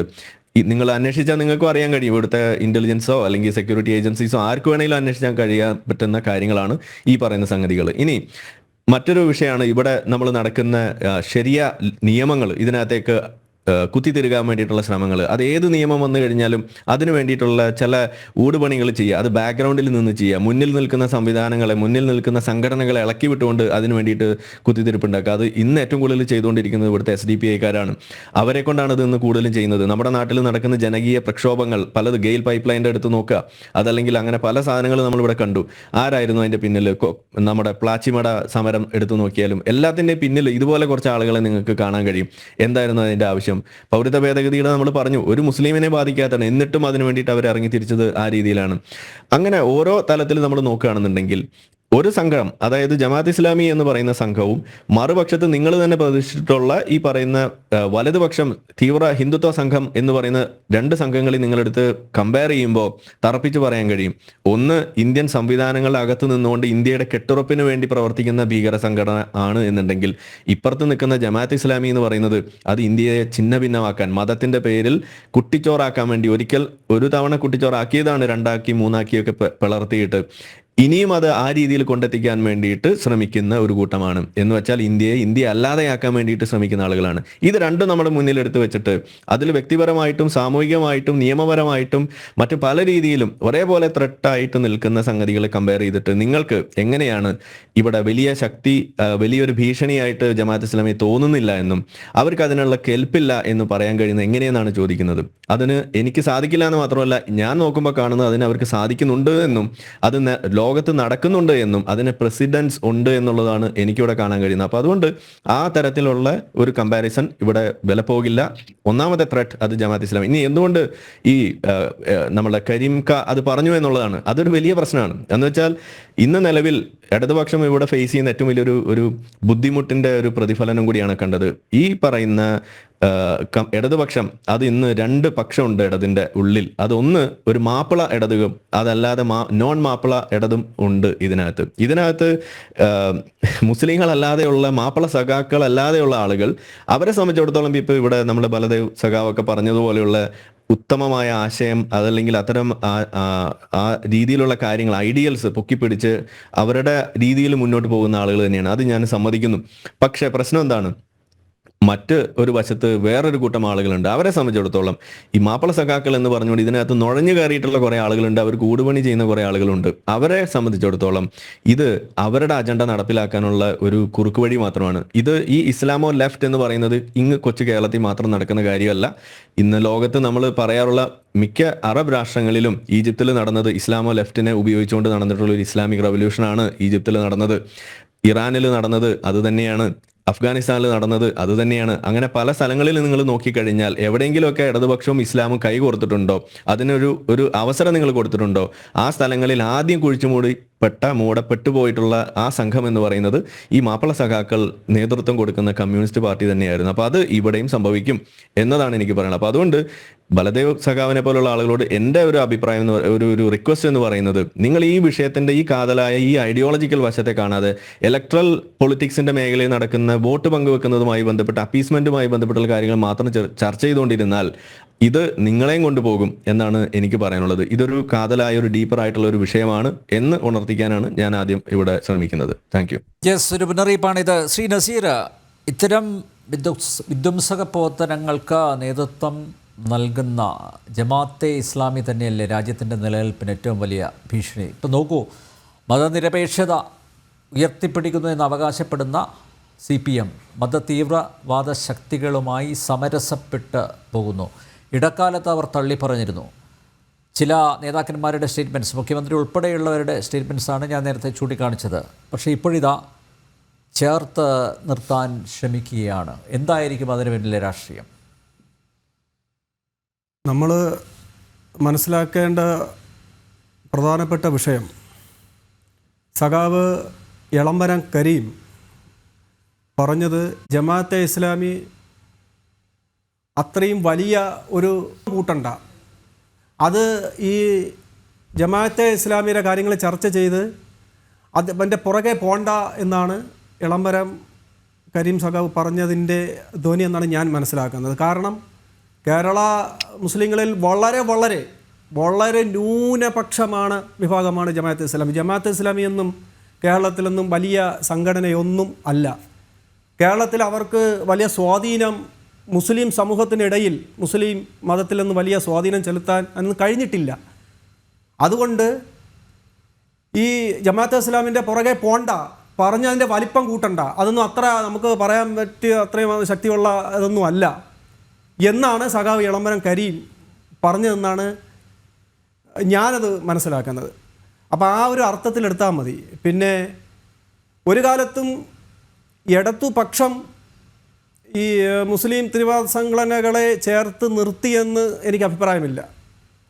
കാരണം അവർ എക്കാലത്തും പറഞ്ഞിട്ടുണ്ട്, വർഗീയ നിലപാടുകൾ ഉയർത്തിപ്പിടിക്കുന്ന, അതുപോലെ വർഗീയ സ്വഭാവം കാണിക്കുന്ന, അത് ഹിന്ദു ഭൂരിപക്ഷ വർഗീയത ആയാലും ശരി, ന്യൂനപക്ഷ വർഗീയത ആയാലും ശരി, മുസ്ലിം ന്യൂനപക്ഷ വർഗീയത ആയാലും ശരി, ഇടതുപക്ഷം എക്കാലത്തും അത് അകറ്റി നിർത്തിയിട്ടുണ്ട്. നസീറെ, പക്ഷേ അതൊക്കെ വെറും പറച്ചിൽ മാത്രമാണ്. തരാതരം ഉപയോഗിച്ചിട്ടുണ്ട് എന്നുള്ളതല്ലേ യാഥാർത്ഥ്യം. നോക്കൂ, അബ്ദുൽ നാസർ മദനിക്ക് പച്ചപ്പരവതാനി വിരിച്ചത് ആരാണ് ഇവിടെ? ഞാനൊരു കാര്യം നിങ്ങളുടെ താങ്കൾ പറഞ്ഞു. അത് മാത്രമല്ല, PDP സ്ഥാനാർത്ഥിയെ നിർത്തുക പോലും ചെയ്തു, അവർക്കെല്ലാം പിന്തുണ നൽകുകയും ചെയ്തു. നമ്മുടെ മുന്നിലുള്ള യാഥാർത്ഥ്യങ്ങളല്ലേ. പിന്നെ ഇടതുപക്ഷം മതതീവ്രവാദ ശക്തികളുമായിട്ട് കൈകോർത്തിട്ടില്ല ഇതുവരെ എന്ന് പറയുന്നതിൽ എന്ത് യുക്തിയാണുള്ളത്? സാറേ, യുക്തിയുണ്ട് സാറേ. കഴിഞ്ഞ ലോക്സഭാ തെരഞ്ഞെടുപ്പിൽ ഇടതുപക്ഷത്തിന് കിട്ടിയത് വെറും ഒരു സീറ്റാണ് കിട്ടിയത്. ഒരൊറ്റ സീറ്റാണ് കിട്ടിയത്. അതെന്തുകൊണ്ട്? മതനിരപേക്ഷ ഉയർത്തിപ്പിടിച്ചുകൊണ്ട് മതനിരപേക്ഷ മൂല്യങ്ങൾ ഉയർത്തിപ്പിടിച്ചുകൊണ്ട് സെക്കുലർ വോട്ട് തന്നെയാണ് ഇടതുപക്ഷം തേടുന്നത് എക്കാലത്തും. അതുകൊണ്ടാണല്ലോ അവർക്ക് 19 സ്ഥലത്തും അവർ തോക്കേണ്ടി വന്നത്. ഈ കോലീബി സഖ്യം, കോൺഗ്രസ്, മുസ്ലിം ലീഗ്, BJP, ഇപ്പോൾ ആ കൂട്ടത്തിൽ ഇപ്പോൾ SDPയും അതോ ജമാഅത്തെ ഇസ്ലാമിയെയും കൂടെ ചേർത്ത് പിടിച്ച് പുതിയ സഖ്യമുണ്ടാക്കുന്നത് UDF ആണ്. അത് BJP അതിൽ പങ്കുണ്ടെന്ന് ഞാനത് പറയുകയാണ്. അതുകൊണ്ടാണ് അവർ കഴിഞ്ഞ തെരഞ്ഞെടുപ്പിൽ 19 സീറ്റ് അവർക്ക് കിട്ടി. ഇടതുപക്ഷത്തിന് ഒരു സീറ്റല്ലേ കിട്ടിയത്. അത് ക്ലിയറായിട്ട് പറയാം. ക്ലിയറായിട്ട് സീറ്റ് അവർക്ക് കിട്ടിയത്. വർഗീയ ശക്തികളെ തള്ളിക്കളഞ്ഞ് ഇടതുപക്ഷം തള്ളിപ്പറഞ്ഞതുകൊണ്ട് തന്നെയാണ് ഒരു സീറ്റ് കിട്ടിയത്. അവരൊക്കെ ചേർത്ത് പിടിച്ചിരുന്നെങ്കിൽ 5-6 ഒക്കെ കിട്ടിയായിരുന്നല്ലോ സാറേ. സാർ അത് നബീർ സാർ മനസ്സിലാക്കേണ്ടതുണ്ട്. എക്കാലത്തും ഞാൻ മനസ്സിലാക്കുന്നത് അത് പ്രബുദ്ധരായിട്ടുള്ള വോട്ടർമാർ അവർക്ക് അറിയാം. കാരണം ഇനി ഇടതുപക്ഷത്തിന് വോട്ട് ചെയ്ത് ജയിപ്പിച്ചു കഴിഞ്ഞാൽ എന്തായാലും അവരുടെ നേതൃത്വത്തിലൊരു സർക്കാരൊന്നും കേന്ദ്രത്തിൽ വരാൻ പോകുന്നില്ല. പിന്നെ എല്ലാവരും ഇന്ത്യ മുന്നണിയുടെ ഭാഗമാണല്ലോ. അപ്പോൾ ഇവിടെ നിന്ന് CPMകാരെ തിരഞ്ഞെടുത്ത് അയക്കുന്നതിലും നല്ലത് കോൺഗ്രസ്സുകാർ പോട്ടെ എന്ന് വോട്ടർമാർ ധരിച്ചു. അതിൻ്റെ അടിസ്ഥാനത്തിലാണ്. അല്ലാതെ അവർ ഉയർത്തിപ്പിടിക്കുന്ന മതനിരപേക്ഷ മൂല്യങ്ങൾ അത് വിലയിരുത്തിയൊന്നുമല്ല വോട്ടർമാർ വോട്ട് ചെയ്തത്, അവരുടെ സമ്മതിദാനാവകാശം വിനിയോഗിച്ചത്. സാറേ, നമ്മളെ എന്തെങ്കിലുമൊക്കെ പറയുമ്പോൾ എല്ലാ അവിയൽപരമായിട്ട് വിഷയങ്ങളെല്ലാം മൊത്തത്തിൽ സാറിപ്പോൾ ഇതും പറഞ്ഞ് അബ്ദുൽ നാസർ ആരിഫ് ഹുസൈൻ എന്തോ ചോദിക്കാനുണ്ട്. ആരിഫ് അല്ല, എനിക്കിതിൽ ഞാൻ ഇടയ്ക്ക് കയറുന്നോണ്ട് ബുദ്ധിമുട്ടരുത്. പക്ഷെ പറയാനുള്ളത് ഇത്രയേ ഉള്ളൂ. അതായത് നിങ്ങൾ പറഞ്ഞല്ലോ ഇത് കുറച്ചല്ലേ ഉള്ളൂ ജമാഅത്ത് ഇസ്ലാമി കുറച്ച്. ഞാൻ ഒറ്റ കാര്യം ചോദിക്കുന്നുള്ളൂ, ഈ വിഷം കുറച്ച് മതി, അത് അധികമൊന്നും വേണ്ട. ഓക്കെ, ഇന്ത്യ ഇവിടെ ഒരു ഒറ്റ രാജ്യമായിട്ട് നിന്നോടത്ത് നിന്ന് അതിനെ രണ്ടാക്കി മുറിക്കാൻ കാരണമായിട്ടുണ്ടെന്നുണ്ടെങ്കിൽ വളരെ കുറച്ച് ഇന്ത്യ രണ്ടാക്കണമെന്ന് വിശ്വസിച്ചിരുന്ന ആളുകളെ അതിന് ഉണ്ടായിരുന്നുള്ളൂ മുന്നോട്ട്. പക്ഷേ രണ്ടായി. ഇത് ബഹുഭൂരിപക്ഷ ആളുകളും അങ്ങനെ ചിന്തിച്ചാലേ ഒരു കാര്യം നടക്കുള്ളൂ എന്നുള്ളത് നിങ്ങളുടെ തെറ്റിദ്ധാരണയാണ്. ഒന്നാമത്തെ കാര്യം അത്. രണ്ടാമത്തെ കാര്യം, ജമാഅത്ത് ഇസ്ലാമി ഇവിടെ നടത്തിക്കൊണ്ടിരിക്കുന്ന പ്രശ്നങ്ങളെക്കുറിച്ച് നിങ്ങൾ ഒന്നുകൂടി ആഴത്തിൽ മനസ്സിലാക്കിയാൽ നിങ്ങൾക്ക് മനസ്സിലാവും. അവരുടെ രീതികൾ എന്ന് പറയുന്നത്, ഇപ്പോൾ വോട്ടിന്റെ കാര്യമാണ് വീണ്ടും വരുന്നത്. ഞാൻ പറഞ്ഞു അത് വളരെ സൂപ്പർഫിഷ്യലാണ്. ഇവരുടെ രീതികൾ എന്ന് പറയുന്നത് അണ്ടർഗ്രൗണ്ട് ആണ്. അവർ മുന്നിൽ നിർത്തി കളിക്കുന്ന ആളുകളെ മാത്രമേ നിങ്ങൾക്ക് കാണാൻ കഴിയുള്ളൂ. അവർക്ക് പള്ളികളിലുള്ള സ്വാധീനം നിങ്ങൾക്ക് കാണാൻ കഴിയില്ല. അവർക്ക് മുസ്ലിം വിശ്വാസികളുടെ ഇടയിൽ അവർ നടത്തുന്ന സ്വാധീനം സ്വാധീനം നിങ്ങൾക്ക് കാണാൻ കഴിയില്ല. വിദ്യാർത്ഥികളുടെ ഇടയിൽ അവർ നടത്തുന്ന സ്വാധീനം നിങ്ങൾക്ക് കാണാൻ കഴിയില്ല. കഴിഞ്ഞ ദിവസം പുറത്തു വന്ന വീഡിയോ ഞാൻ ഉദാഹരണം പറഞ്ഞു. ഡൽഹിയിലുള്ള ഒരു സർവകലാശാലയിൽ നിന്ന് പുറത്തു വന്നിട്ടുള്ള ഹൽക്കകൾ എന്ന് പറഞ്ഞതാണ്. നിങ്ങൾ പങ്കെടുത്തിട്ടുണ്ടോ എന്ന് എനിക്കറിയില്ല. ഞാൻ പങ്കെടുത്തിട്ടുള്ള വ്യക്തിയാണ്. അത് അവർ വന്ന് പറയുന്നത് എന്താണ്? നിങ്ങളെ തക്കുവ കൂട്ടാൻ, നിങ്ങളെ വിശ്വാസം വർദ്ധിപ്പിക്കാൻ വേണ്ടിയിട്ടുള്ള, നിങ്ങളെ ഈ മതത്തിൽ പിടിച്ചു നിർത്താൻ വേണ്ടിയിട്ടുള്ള ഒരു സാമാനമാണ് എന്ന് പറഞ്ഞിട്ട് നമ്മളെ വന്ന് പരിചയപ്പെടുത്തിയിട്ട് നമ്മളോട് പങ്കുവെക്കുന്നത് തീവ്രവാദ ആശയങ്ങളാണ്, വോട്ട് ചെയ്യരുത് എന്ന തരത്തിലുള്ള കാര്യങ്ങളായിരുന്നു നമ്മളൊക്കെ അന്ന് പറഞ്ഞ് പഠിച്ചത്. ഡോക്ടർ ആരിഫ്, മറ്റ് പാനലിസ്റ്റുകൾ നിങ്ങളുടെ അനുമതിയോടുകൂടി ഒരു പ്രധാനപ്പെട്ട വാർത്തയിലേക്ക് പോവുകയാണ്. രേഖ ഗുപ്ത ഡൽഹി മുഖ്യമന്ത്രിയാകും, ഔദ്യോഗിക പ്രഖ്യാപനം ഉടൻ എന്ന റിപ്പോർട്ട് പുറത്തു വരുന്നു. ഡൽഹിയിൽ നിന്ന് ഞങ്ങളുടെ പ്രതിനിധി ഗൗതം അനന്തനാരായണൻ ചേരുന്നു. ഗൗതം, എന്താണ് വിശദാംശങ്ങൾ? നാളെയാണ് സത്യപ്രതിജ്ഞ. തീരുമാനമായോ? ഔദ്യോഗികമായി പ്രഖ്യാപിച്ചോ?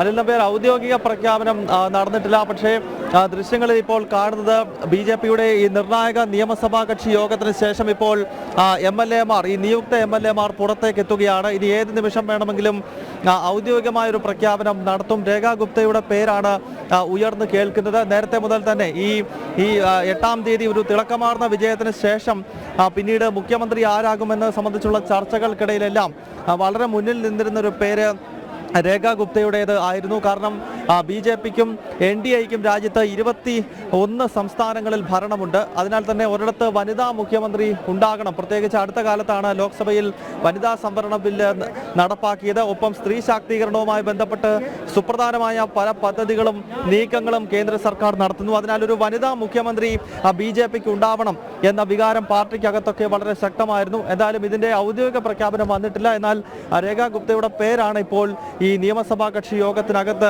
ഉയർന്നു കേട്ടത് എന്നാണ് നമുക്ക് മനസ്സിലാക്കാൻ സാധിക്കുന്നത്. അല്പസമയത്തിനകം തന്നെ BJPയുടെ ഈ കേന്ദ്ര നിരീക്ഷകർ, അതായത് രവിശങ്കർ പ്രസാദും അതോടൊപ്പം തന്നെ ദേശീയ സെക്രട്ടറി OP ധൻഖറുമാണ് കേന്ദ്ര നിരീക്ഷകരായി ഈ യോഗത്തിൽ പങ്കെടുത്തിരുന്നത്. അവരുടെ ഔദ്യോഗികമായ പ്രഖ്യാപനം ഉടൻ ഉണ്ടാകും എന്നാണ് നമുക്ക് ലഭ്യമാകുന്ന വിവരം. ഉപമുഖ്യമന്ത്രിയുടെ കാര്യത്തിൽ എന്തെങ്കിലും സൂചനകൾ ഉണ്ടോ?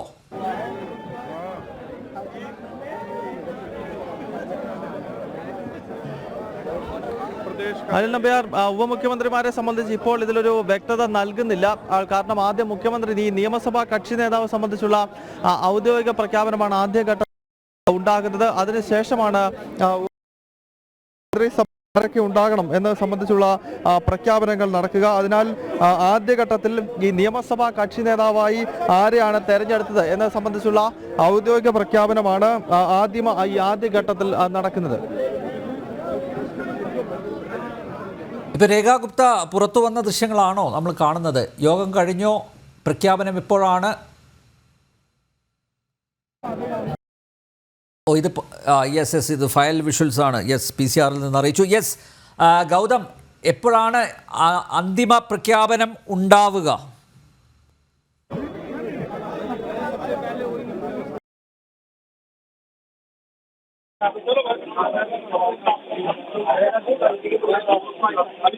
ഉറച്ചു നിൽക്കുന്നത്. അതിനാൽ മുഖ്യമന്ത്രി സ്ഥാനത്തേക്ക് രേഖ ഗുപ്ത എത്തുന്നു എന്ന് ഉറപ്പായി കഴിഞ്ഞിരിക്കുന്നു. ഡൽഹിയിൽ അങ്ങനെ വനിതാ മുഖ്യമന്ത്രി എത്തുകയാണ്. ഏതാണ്ട് BJPയെ സംബന്ധിച്ചിടത്തോളം 1998 ശേഷം ആദ്യമായി വീണ്ടും 27 വർഷങ്ങൾക്ക് ശേഷം ഭരണം ലഭിക്കുമ്പോൾ സുഷമ സ്വരാജിന് ശേഷം വീണ്ടും ഡൽഹിയിൽ ഒരു വനിത തന്നെ BJPയുടെ മുഖ്യമന്ത്രിയാകുന്നു എന്നതാണ് ഘടകം. രേഖ ഗുപ്ത വസുന്ധര രാജ സിന്ധ്യയും ആനന്ദീബൻ പട്ടേലും നമുക്ക്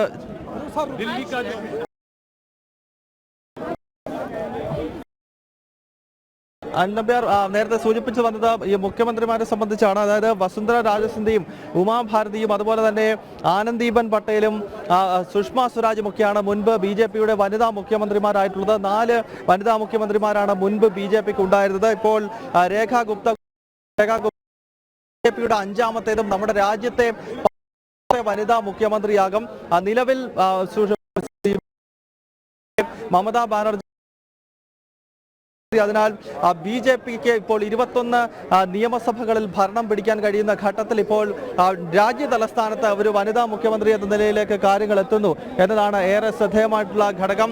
നമുക്കറിയാം 48 സീറ്റുകൾ നേടിക്കൊണ്ട് ഐതിഹാസികമായ ഒരു വിജയമാണ് കടന്നുപോയ തെരഞ്ഞെടുപ്പിൽ നേടിയത്. അതിനുശേഷം ആരാകും ഡൽഹിയുടെ മുഖ്യമന്ത്രി എന്നത് സംബന്ധിച്ചുള്ള വലിയ ആകാംക്ഷ നിലനിന്നിരുന്നു. ഇപ്പോൾ ഷാലിമാർ മാർഗിൽ നിന്നും തിളക്കമാർന്ന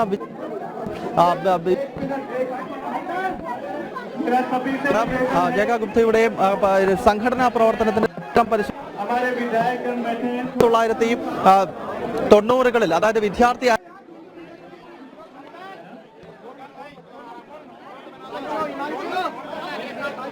രേഖ ഗുപ്ത ഡൽഹി മുഖ്യമന്ത്രി, BJPക്ക് വീണ്ടും ഒരു വനിതാ മുഖ്യമന്ത്രി പ്രഖ്യാപനം നടത്തുന്നു. രവിശങ്കർ പ്രസാദ്.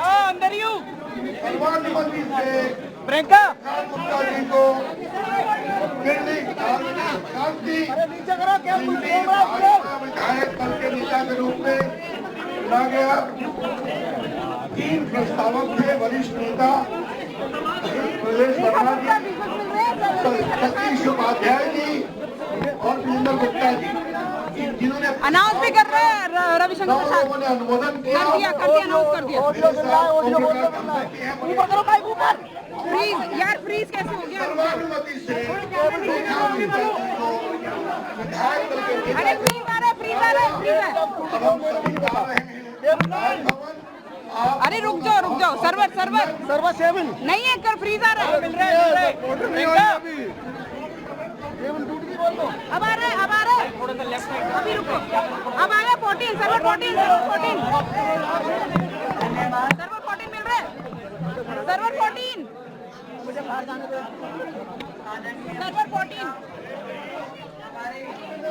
नरेंद्र यार बाइट हो रही है उधर।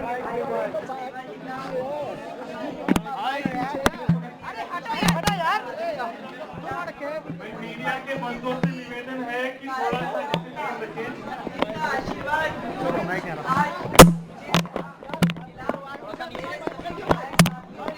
ഡൽഹിക്ക് വീണ്ടും വനിതാ മുഖ്യമന്ത്രി. ഷാലിമാർ മാർഗിൽ നിന്നുള്ള MLA രേഖ ഗുപ്തയാണ് ഡൽഹിയുടെ പുതിയ മുഖ്യമന്ത്രി.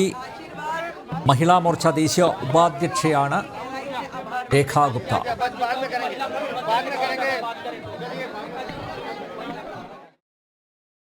ജമാഅത്തെ ഇസ്ലാമി CPMന്റെ ഒക്കച്ചങ്ങാതിയോ ആരിഫ് ഹുസൈൻ, താങ്കൾക്ക് പറഞ്ഞത് പൂർത്തിയാക്കാം. ഇത്രയേ ഉള്ളൂ. ജമാഅത്ത് ഇസ്ലാമി കുറച്ചല്ലേ ഉള്ളൂ എന്ന് പറഞ്ഞുകൊണ്ട് അതിനെ ലഘൂകരിക്കുന്നത് ശരിയല്ല. എന്താണ് നഞ്ചെന്തിനാണ് നന്നാഴി എന്ന് പറയുന്ന മാതിരി ഇതൊക്കെ വളരെ കുറച്ച് മതി. അവരുടെ ഇൻഫ്ലുവൻസ് വളരെ ഡീപ്പ് റൂട്ടഡ് ആയിട്ട് അതൊരു അണ്ടർഗ്രൗണ്ടിൽ നടക്കുന്ന കാര്യമാണ്. പുറത്ത് കാണാത്തത് കൊണ്ട് നിങ്ങളതില്ല എന്ന് പറയുന്നത് ശരിയല്ല. അതൊരു ആർഗ്യുമെന്റ് ഫ്രം ഇഗ്നോറൻസ് ആയിട്ട് മാറും. അതോടൊപ്പം തന്നെ ഈ തരം സംഗതികൾ ഈ ലെഫ്റ്റിസ്റ്റ് മൂവ്മെന്റുകളെയും അതുപോലെ തന്നെ ജനാധിപത്യ രീതിയിൽ നടക്കുന്ന പ്രക്ഷോഭങ്ങളെ റാഞ്ചിക്കൊണ്ടുപോയിട്ട് അത് അവരുടെ അജണ്ട നടപ്പിലാക്കുന്ന വഴിയാക്കി മാറ്റുന്ന രീതിയെ നമ്മൾ കാണണം. പ്രത്യേകിച്ച് ഇടതുപക്ഷത്തെ ഇവർ ഒരു യൂസ്ഫുൾ ഇഡിയറ്റ്സ് എന്നുള്ള രീതിയിലാണ് അവർ കാണുന്നത് എന്നത് ഒരു ആഗോളതലത്തിൽ തന്നെ നിരീക്ഷിക്കപ്പെട്ടുള്ള ഒരു വാക്കാണ്.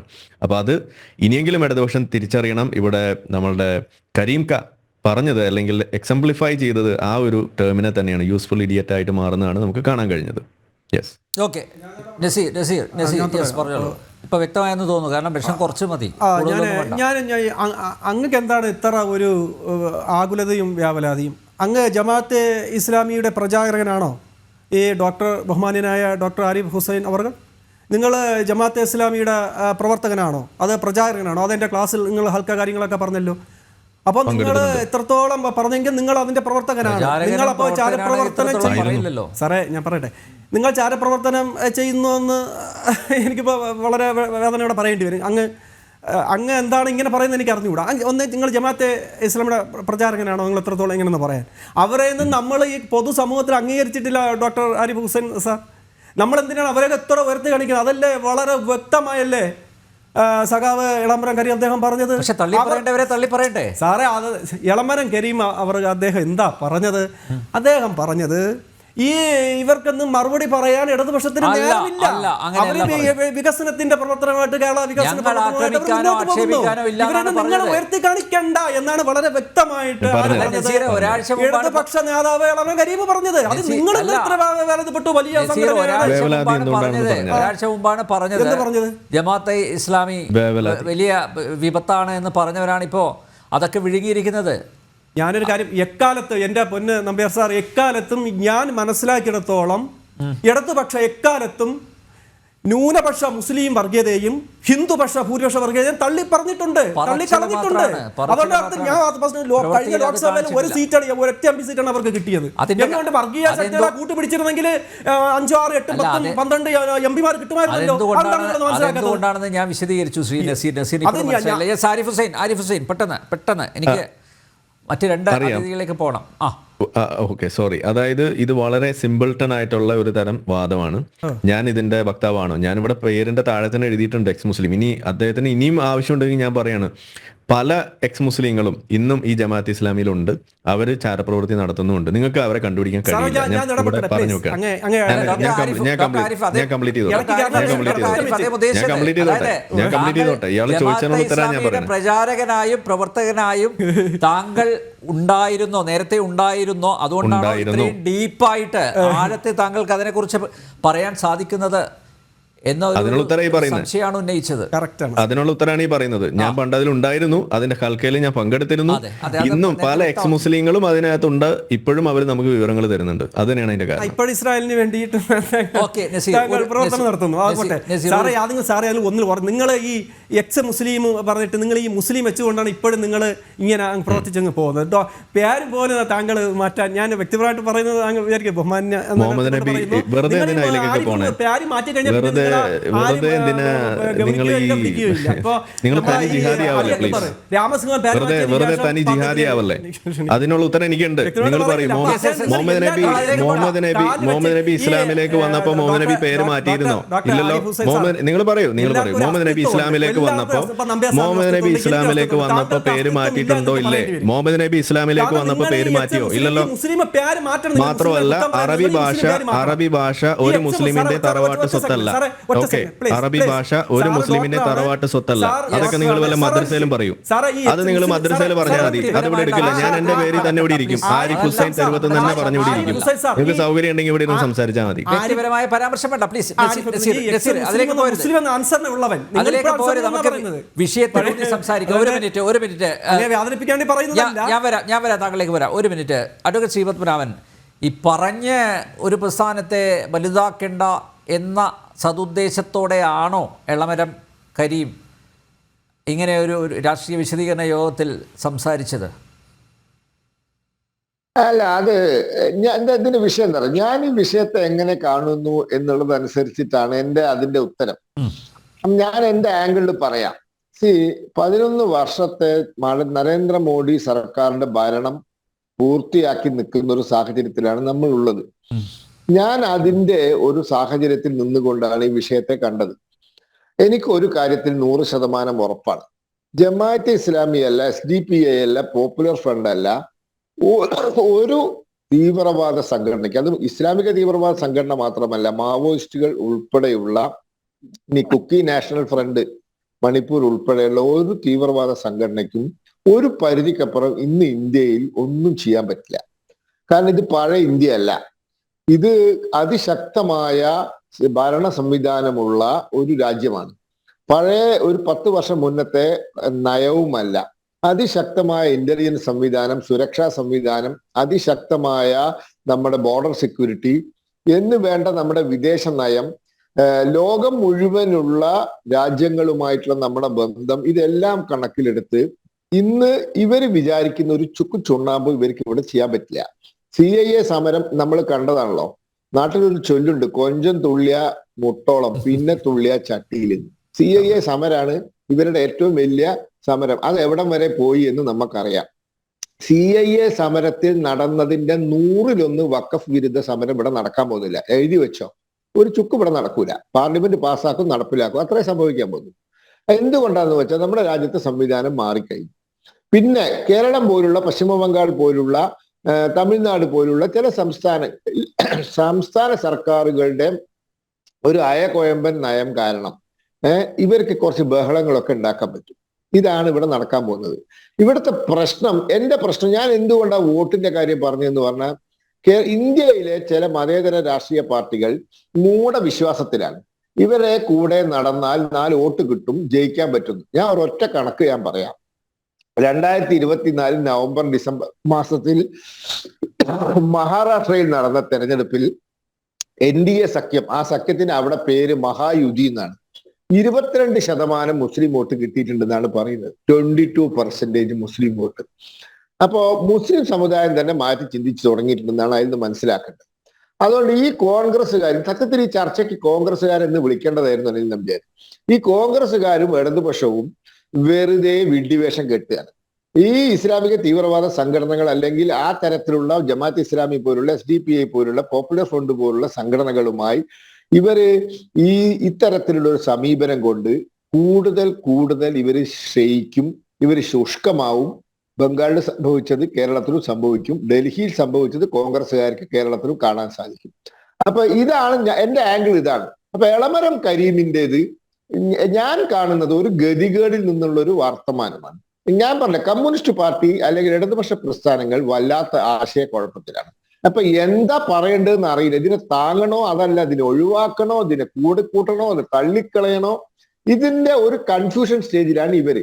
അപ്പൊ എനിക്ക് 100% കോൺഫിഡൻസ് ആണ് ഈ ജാതി സംഘടനകളൊന്നും ഇന്നത്തെ ഇന്ത്യയിൽ ഒരു ചുക്കും ചെയ്യാൻ പോകുന്നില്ല എന്ന് എനിക്ക് 100% കോൺഫിഡന്റ് ആണ് ഞാൻ. പക്ഷെ ഇവരുടെ ബഹളം ഗതികേട് കൊണ്ടാണ്. അതാണ് എന്റെ ആംഗിൾ.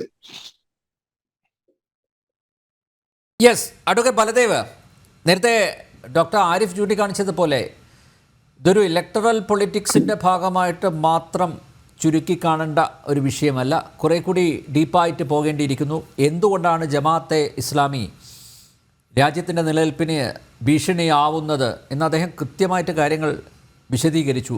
ആ യാഥാർത്ഥ്യം ഉൾക്കൊണ്ടുകൊണ്ട് പ്രവർത്തിക്കേണ്ടതല്ലേ CPM പോലുള്ള രാഷ്ട്രീയ പാർട്ടികൾ? തീവ്രവാദ സംഘടനകളെല്ലാം തന്നെ, അത് ജമാഅത്തെ ഇസ്ലാമി ആയാലും ISS ആയാലും അൽ-ഖ്വയ്ദ ആയാലും എല്ലാം തന്നെ ഇതിന്റെയൊക്കെ വേരുകൾ ഇന്ത്യയിൽ പ്രവർത്തിക്കുന്നുണ്ട്. അത് നമുക്ക് അങ്ങേയറ്റം അപകടകരവുമാണ്. അതിന്റെ തർക്കമൊന്നുമില്ല. ഏത് തീവ്രവാദ സംഘടനയും ഒരു രാഷ്ട്രത്തിന്റെ ആഭ്യന്തര സുരക്ഷിതത്തെ അങ്ങേയറ്റം ബാധിക്കുന്നതാണ്. ആ തീവ്രവാദ പ്രസ്ഥാനങ്ങളെല്ലാം, അത് നേരത്തെ ഇവിടെ പറഞ്ഞതായ ന്യൂനപക്ഷമായാലും ഭൂരിപക്ഷമായാലും തീവ്രവാദ പ്രസ്ഥാനങ്ങളെയും അതുപോലെ തന്നെ വർഗീയ പ്രസ്ഥാനങ്ങളെയും നമുക്ക് പരിപോഷിച്ചുകൊണ്ട് മുന്നോട്ട് പോകാൻ പറ്റത്തില്ല. ഒരു ജനാധിപത്യ പ്രക്രിയയെ, വിശേഷിച്ച് ഇന്ത്യയെ പോലൊരു വലിയ മതേതര രാഷ്ട്രം, ലോകത്തിന് തന്നെ മാതൃകയായിട്ട് നിൽക്കുന്ന ഏറ്റവും കൂടുതൽ ജനങ്ങളുള്ള ഒരു മതേതര ജനാധിപത്യ സങ്കല്പമാണ് നമുക്കുള്ളത്. നമുക്ക് ഇങ്ങനെയുള്ള തീവ്രവാദ പ്രസ്ഥാനങ്ങൾ ഒന്നിനെയും ഒരു കാരണവശാലും പ്രോത്സാഹിപ്പിക്കാൻ പാടില്ല. പിന്നെ ബഹുമാനപ്പെട്ട ശ്രീ വിനാവൻ ചേട്ടൻ പറഞ്ഞതിനകത്ത് 1-2 കാര്യങ്ങൾ. BJP ആണ് ഇന്ത്യ ഭരിക്കുന്നത്, ശരിയാണ്. കഴിഞ്ഞ 11 വർഷമായിട്ട് ഇന്ത്യ BJP ഭരിക്കുന്നു. നേരത്തെ 5 വർഷം BJP ഭരിച്ചിരുന്നു. ഇവിടെ ഈ തീവ്രവാദ പ്രസ്ഥാനങ്ങൾക്കൊന്നും ഒരു അടിസ്ഥാനം ഇനി ഉണ്ടാകില്ല എന്ന് പറഞ്ഞു. 2-3 കാര്യങ്ങൾ ഞാൻ പറയാം. 1999 ജൂലൈ മാസം 26-ാം തീയതിയാണ് 47 നമുക്ക് സ്വാതന്ത്ര്യം കിട്ടിയപ്പോൾ ഇന്ത്യ പാകിസ്ഥാൻ ചെറിയ യുദ്ധം ഉണ്ടായിരുന്നു. അതിനുശേഷം നമ്മൾ പാകിസ്ഥാനുമായിട്ട് യുദ്ധം ഉണ്ടാകുന്നത് 99 ജൂലൈ 26. അന്ന് വാജ്പേയിയാണ് ഇന്ത്യയുടെ പ്രധാനമന്ത്രി. അത് ഇന്ത്യയുടെ സ്ഥലമായിരുന്ന കാർഗിൽ പാകിസ്ഥാൻകാർ പിടിച്ചടക്കി. 444 പട്ടാളക്കാരെ മരിച്ചത്, 600 ചില്ലാനും പേർക്ക് പരിക്ക് പറ്റി, 100 ചില്ലാനും പേർക്ക് ഇപ്പോഴും ഒരറിവുമില്ല. നമുക്ക് ആയിരക്കണക്കിന് കൂടുതൽ നഷ്ടപ്പെട്ടു. 2001 ഡിസംബർ മാസം 13-ാം തീയതി ഇന്ത്യയുടെ ചരിത്രത്തിൽ ആദ്യമായിട്ടാണ് പാർലമെന്റ് ആക്രമിക്കുന്നത്. അത് BJP ഇരിക്കുമ്പോഴാണ്. 2016 ജനുവരി മാസം 2-ാം തീയതി പത്താൻകോട്ട എയർഫോഴ്സ്, ഇന്ത്യയുടെ ചരിത്രത്തിൽ ആദ്യമായിട്ട് അവർ എയർഫോഴ്സ് ക്യാമ്പ് ആക്രമിക്കുന്നു. 45 എയർഫോഴ്സ് ഉദ്യോഗസ്ഥർ കൊല്ലപ്പെട്ടു. അന്ന് 2014 ഭരിക്കുമ്പോഴേ ഇവരൊക്കെ തലപൊക്കൂ. ഞാനൊന്ന് പറയട്ടെ,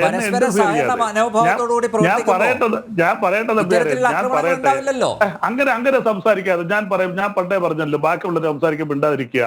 2019 ഫെബ്രുവരി 4 പുൽവാമ CRP ക്യാമ്പ് 49 പട്ടാളക്കാർ മരിച്ചു. അപ്പൊ ഇന്ത്യ കണ്ടിട്ടുള്ള ഏറ്റവും വലിയ ഭീകരാക്രമണങ്ങൾ നടന്നതെല്ലാം BJP ഭരിക്കുമ്പോഴാണ്. പിന്നെ പ്രധാനമന്ത്രി അറിയാവുന്ന ഒരു കാര്യമുണ്ട്. RSSന്റെ സർസംഘചാലക് തന്നെ ഈ ഭീകരാക്രമങ്ങളെ അപലപിച്ചുകൊണ്ടിരിക്കൽ പറയുകയുണ്ടായി, വളരെ കൂടുതൽ പട്ടാളക്കാർ ഇന്ത്യയിൽ ഭരിക്കുന്നുവെന്ന് അദ്ദേഹത്തിന്റെ മോഹൻ ഭാഗത്തിന്റെ ഒരു സ്റ്റേറ്റ്മെന്റ് വന്നിട്ടുണ്ടായിരുന്നു. ആ സ്റ്റേറ്റ്മെന്റ് ഞാൻ സൂക്ഷിച്ചു വെച്ചിട്ടുണ്ട്, പറഞ്ഞാണ്. അപ്പം BJP ഭരിക്കുമ്പോൾ ഇങ്ങനെയുള്ള തീവ്രവാദ സംഘടനകൾക്ക് ഇടമില്ലെന്ന് പറഞ്ഞാൽ ഇന്ത്യ കണ്ട ഏറ്റവും വല്ല തീവ്രവാദി ആക്രമണങ്ങളും ഇന്ത്യയുടെ ഭാഗം പാകിസ്ഥാൻ പിടിച്ചടക്കിയതും എല്ലാം തന്നെ BJP ഭരിക്കുമ്പോൾ. അപ്പൊ അതവിടെ നിൽക്കട്ടെ.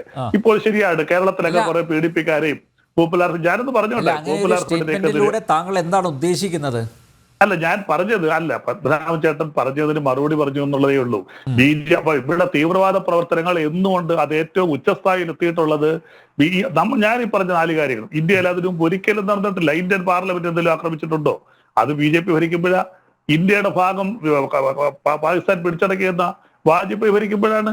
അതുപോലെ തന്നെ പുൽവാമ ആക്രമം, പത്താൻകോട് ആക്രമം, CRP ക്യാമ്പ്, എയർഫോഴ്സ് ക്യാമ്പുകളൊക്കെ. അപ്പൊ ഞാൻ പറഞ്ഞത് ഇതിനെ നമ്മൾ വെള്ളപൂശാൻ നിൽക്കുന്നില്ല. പണ്ട് ആക്രമം കുറവായിരുന്നോണ്ട് ഒരു തെറ്റുകൊണ്ടൊന്നും ഞാൻ അതുകൊണ്ട് BJP വന്നപ്പോ ഇവിടെ തിരിച്ചടിക്കാനുള്ള ആർജവം കാണിക്കണം, അതിന് നട്ടെല്ല് വേണം. അത് നേരത്തെ ഭരിച്ചവർക്ക് ഇല്ലാതെ പോയി. അല്ല അതിന്റെ നമ്മുടെ പാർലമെന്റ് ആക്രമിച്ച ആരാണ് തിരിച്ചടിക്കാച്ചിട്ടാണ്? നമ്മുടെ കാർഗിൽ പിടിച്ചോണ്ട് പോയത് ആരാണ് തിരിച്ചടിക്കാച്ചിട്ടാണ്? അല്ല, അത് നമ്മുടെ ഭാഗങ്ങൾ തിരിച്ചോണ്ട് പോയല്ലോ. ഏറ്റവും കൂടുതൽ ശക്തമായ ഇന്റലിജൻസ് വിങ് എല്ലാം ഉണ്ടായിട്ടും നമ്മുടെ ഭാഗം ഇത്രയും പാകിസ്ഥാൻകാർ തോക്കും പീരങ്കിയുമായിട്ട് കടന്നേക്കാൻ ഇന്ത്യയിലെ ഇന്റലിജൻസ് വിങ് അറിഞ്ഞില്ല എന്ന് അതിന്റെ പിന്നെ രാഷ്ട്രീയമുണ്ട്. ഞാൻ പറയുന്നില്ലെങ്കിലും പത്മനാഭൻ ചേട്ടന് അറിയാം. അന്ന് അത് നേരത്തെ ഗവൺമെന്റ് അറിഞ്ഞിരുന്നു, ഇന്റലിജൻസ് വിങ് അറിഞ്ഞിരുന്നു. പക്ഷെ അത് കുറച്ചു നാളത് മൂടി വെച്ചിരുന്നു. അത് വേറൊരു കാര്യം, എന്റെ രാഷ്ട്രീയത്തിലേക്ക് ഞാൻ കടക്കുന്നില്ല. അപ്പൊ അതിനകത്ത് പൊളിറ്റിക്സ്, അത് തീർത്തും പൊളിറ്റിക്സ് ആണ്. ഞാൻ പറയാൻ ആഗ്രഹിക്കുന്നില്ല, കുറെ ചർച്ച ചെയ്താണ്. അപ്പം തീവ്രവാദ പ്രവർത്തനങ്ങൾ ഇല്ലാതാക്കണം. അതിനകത്ത് ജമാഅത്ത് ഇസ്ലാമി അല്ല, ഏത് തീവ്രവാദ സംഘടനകൾ രാജ്യത്തിന് ആപത്താണോ, വിശേഷിച്ചും അതിന് ഇടതുപക്ഷമായാലും കോൺഗ്രസ് ആയാലും. നാളെ ഒരു കാര്യം പറയാം, BJP ഒരു പക്ഷേ ഇടതുപക്ഷമല്ലേ കോൺഗ്രസ് ആയാലും എതിർക്കുന്നത് എന്താണ്? അവരിലുള്ള ഒരു ഹിന്ദു വർഗീയവാദമാണ്. ആ ഹിന്ദു വർഗീയവാദം കളഞ്ഞ ഒരു ഹിന്ദു വർഗീയവാദം ഹിന്ദുത്വ സ്വഭാവമായിട്ട് ചെണ്ട. ഹിന്ദുത്വ സ്വഭാവം എന്ന് പറയുമ്പോൾ തീർച്ചയായിട്ടും ഒരു മതേതര കാഴ്ചപ്പാടില്ല. ആ ഹിന്ദുത്വ സ്വഭാവമായിട്ട് വന്നാൽ, ഹിന്ദു വർഗീയത മാറ്റി നിർത്തിയാൽ ഒരു പക്ഷേ നാളെ BJPയുമായിട്ട് ഇടതുപക്ഷ പ്രസ്ഥാനങ്ങളോ മറ്റു പ്രസ്ഥാനങ്ങളോ കൈകോർത്തൊന്ന് സഹകരിക്കാം. അപ്പൊ ആ ഒരു കാഴ്ചപ്പാട് മാത്രമാണ് ഇവിടെ ജമാഅത്ത് ഇസ്ലാമിയെ പോലുള്ള പ്രതിലോമ ശക്തികളെ ആക്ഷേപിക്കാനോ ആക്രമിക്കാനോ ഞങ്ങളില്ല എന്ന് പറയുമ്പോൾ എന്താ മനസ്സിലാക്കേണ്ടത്? CPMന്റെ ദൗർബല്യത്തെ ആണോ അങ്ങനെയാണോ നമ്മൾ മനസ്സിലാക്കുന്നത്? അവരെ ആക്ഷേപിക്കുന്നല്ലോ പറഞ്ഞത്. അവര് നിങ്ങൾ ഉദ്ദേശിക്കുന്ന രീതിയിൽ ഒരു വലിയ ശക്തിയായിട്ട് കണ്ടെടുക്കാൻ ഞങ്ങൾ തയ്യാറല്ല എന്നാണ് ഇളമരക്കരി പറഞ്ഞത്. അവര് ഒരു വലിയ ശക്തിയായിട്ടൊന്നും കാണിച്ച് അങ്ങനെ വലിയൊരു പേരൊന്നും കൊടുത്ത് അവരെ എതിർക്കാൻ ഞങ്ങൾക്ക് അതിന്റെ ആവശ്യമില്ല എന്ന്. അത് ഇടതുപക്ഷത്തിന്റെ കാഴ്ചപ്പാട് തന്നെയാണ്. ശരിയാണ്, അവർ അന്തർദേശീയ തലത്തിൽ പ്രവർത്തിക്കുന്ന ഒരു വലിയ തീവ്രവാദ സംഘടനയാണ്. പക്ഷെ കേരളത്തിൽ അവരുടെ പ്രവർത്തനം രഹസ്യമായിട്ടുണ്ട് ഇല്ലെന്നൊന്നും ഞാൻ പറയുന്നില്ല.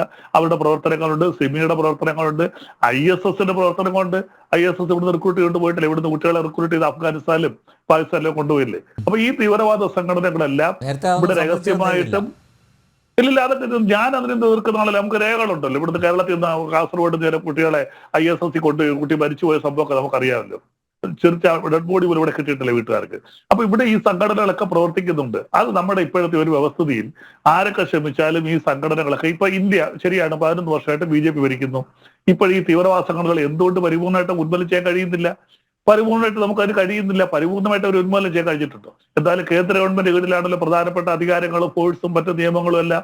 അപ്പൊ ഈ തീവ്രവാദ സംഘടനകളെ ജമാഅത്തി ആയാലും പോപ്പുലർ ഫ്രണ്ട് ആയാലും ഇവരെയൊക്കെ പരിപൂർണ്ണമായിട്ട് ഉന്മൂലനം ചെയ്യാൻ കഴിഞ്ഞിട്ട് നമുക്കതിന് കഴിയുന്നില്ല. അത് നമ്മുടെ ഒരു ജനാധിപത്യ വ്യവസ്ഥയുടെ ഭാഗമാണ്.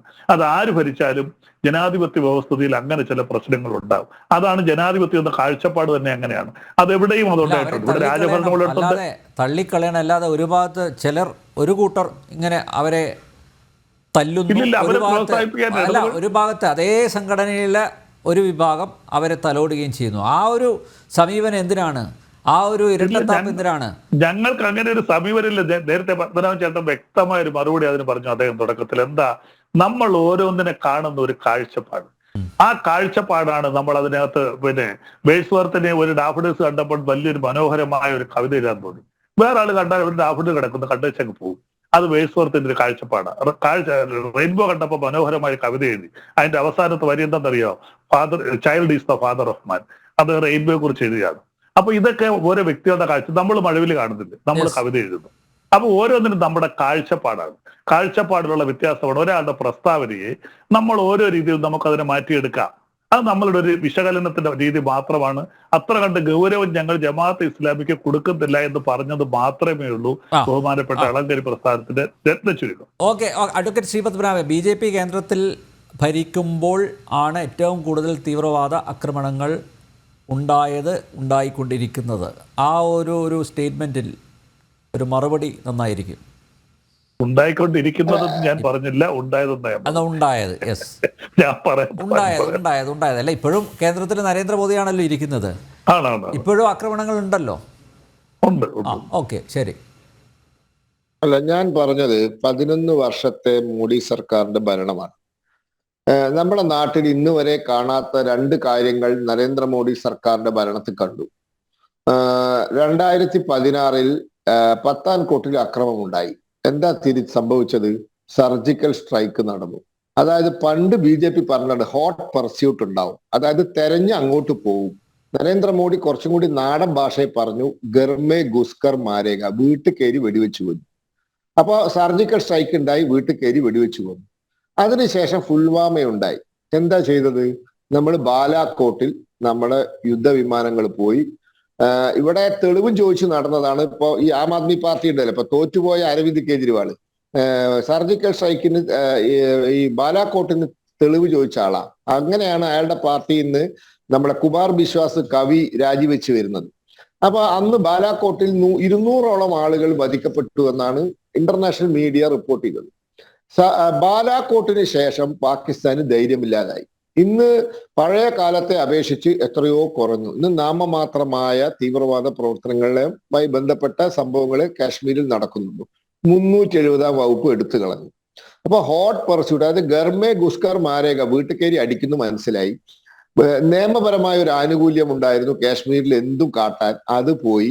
കാശ്മീരിൽ ചരിത്രത്തിലെ ഏറ്റവും വലിയ വോട്ടിംഗ് നടന്നു. ഹയസ്റ്റ് പെർസെന്റേജ് ഓഫ് വോട്ടിംഗ് ആണ് കാശ്മീരിൽ നടന്നത്. 370-ാം വകുപ്പ് എടുത്തു കളഞ്ഞ ചോരപ്പൊഴി ഒഴുകുന്നതാണ് ഫറൂഖ് അബ്ദുള്ള പറഞ്ഞത്. ഒരു കൊതു പോലും ചത്തില്ല എന്നുള്ളതാണ് സത്യം. അപ്പോ ഇന്ന് അവിടെ ഏതാണ്ട് കേരളത്തിൽ നടക്കുന്ന അത്ര ഇല്ലെങ്കിലും 55% പോളിംഗ് നടന്നു. അപ്പൊ ഇതാണ് ഞാൻ പറഞ്ഞത്, കാഴ്ചപ്പാട് മാറി, നടപടികൾ മാറി. അപ്പോൾ ഇന്ന് ഈ കാര്യത്തിലൊക്കെ വലിയ മാറ്റം ഉണ്ടായിട്ടുണ്ട്.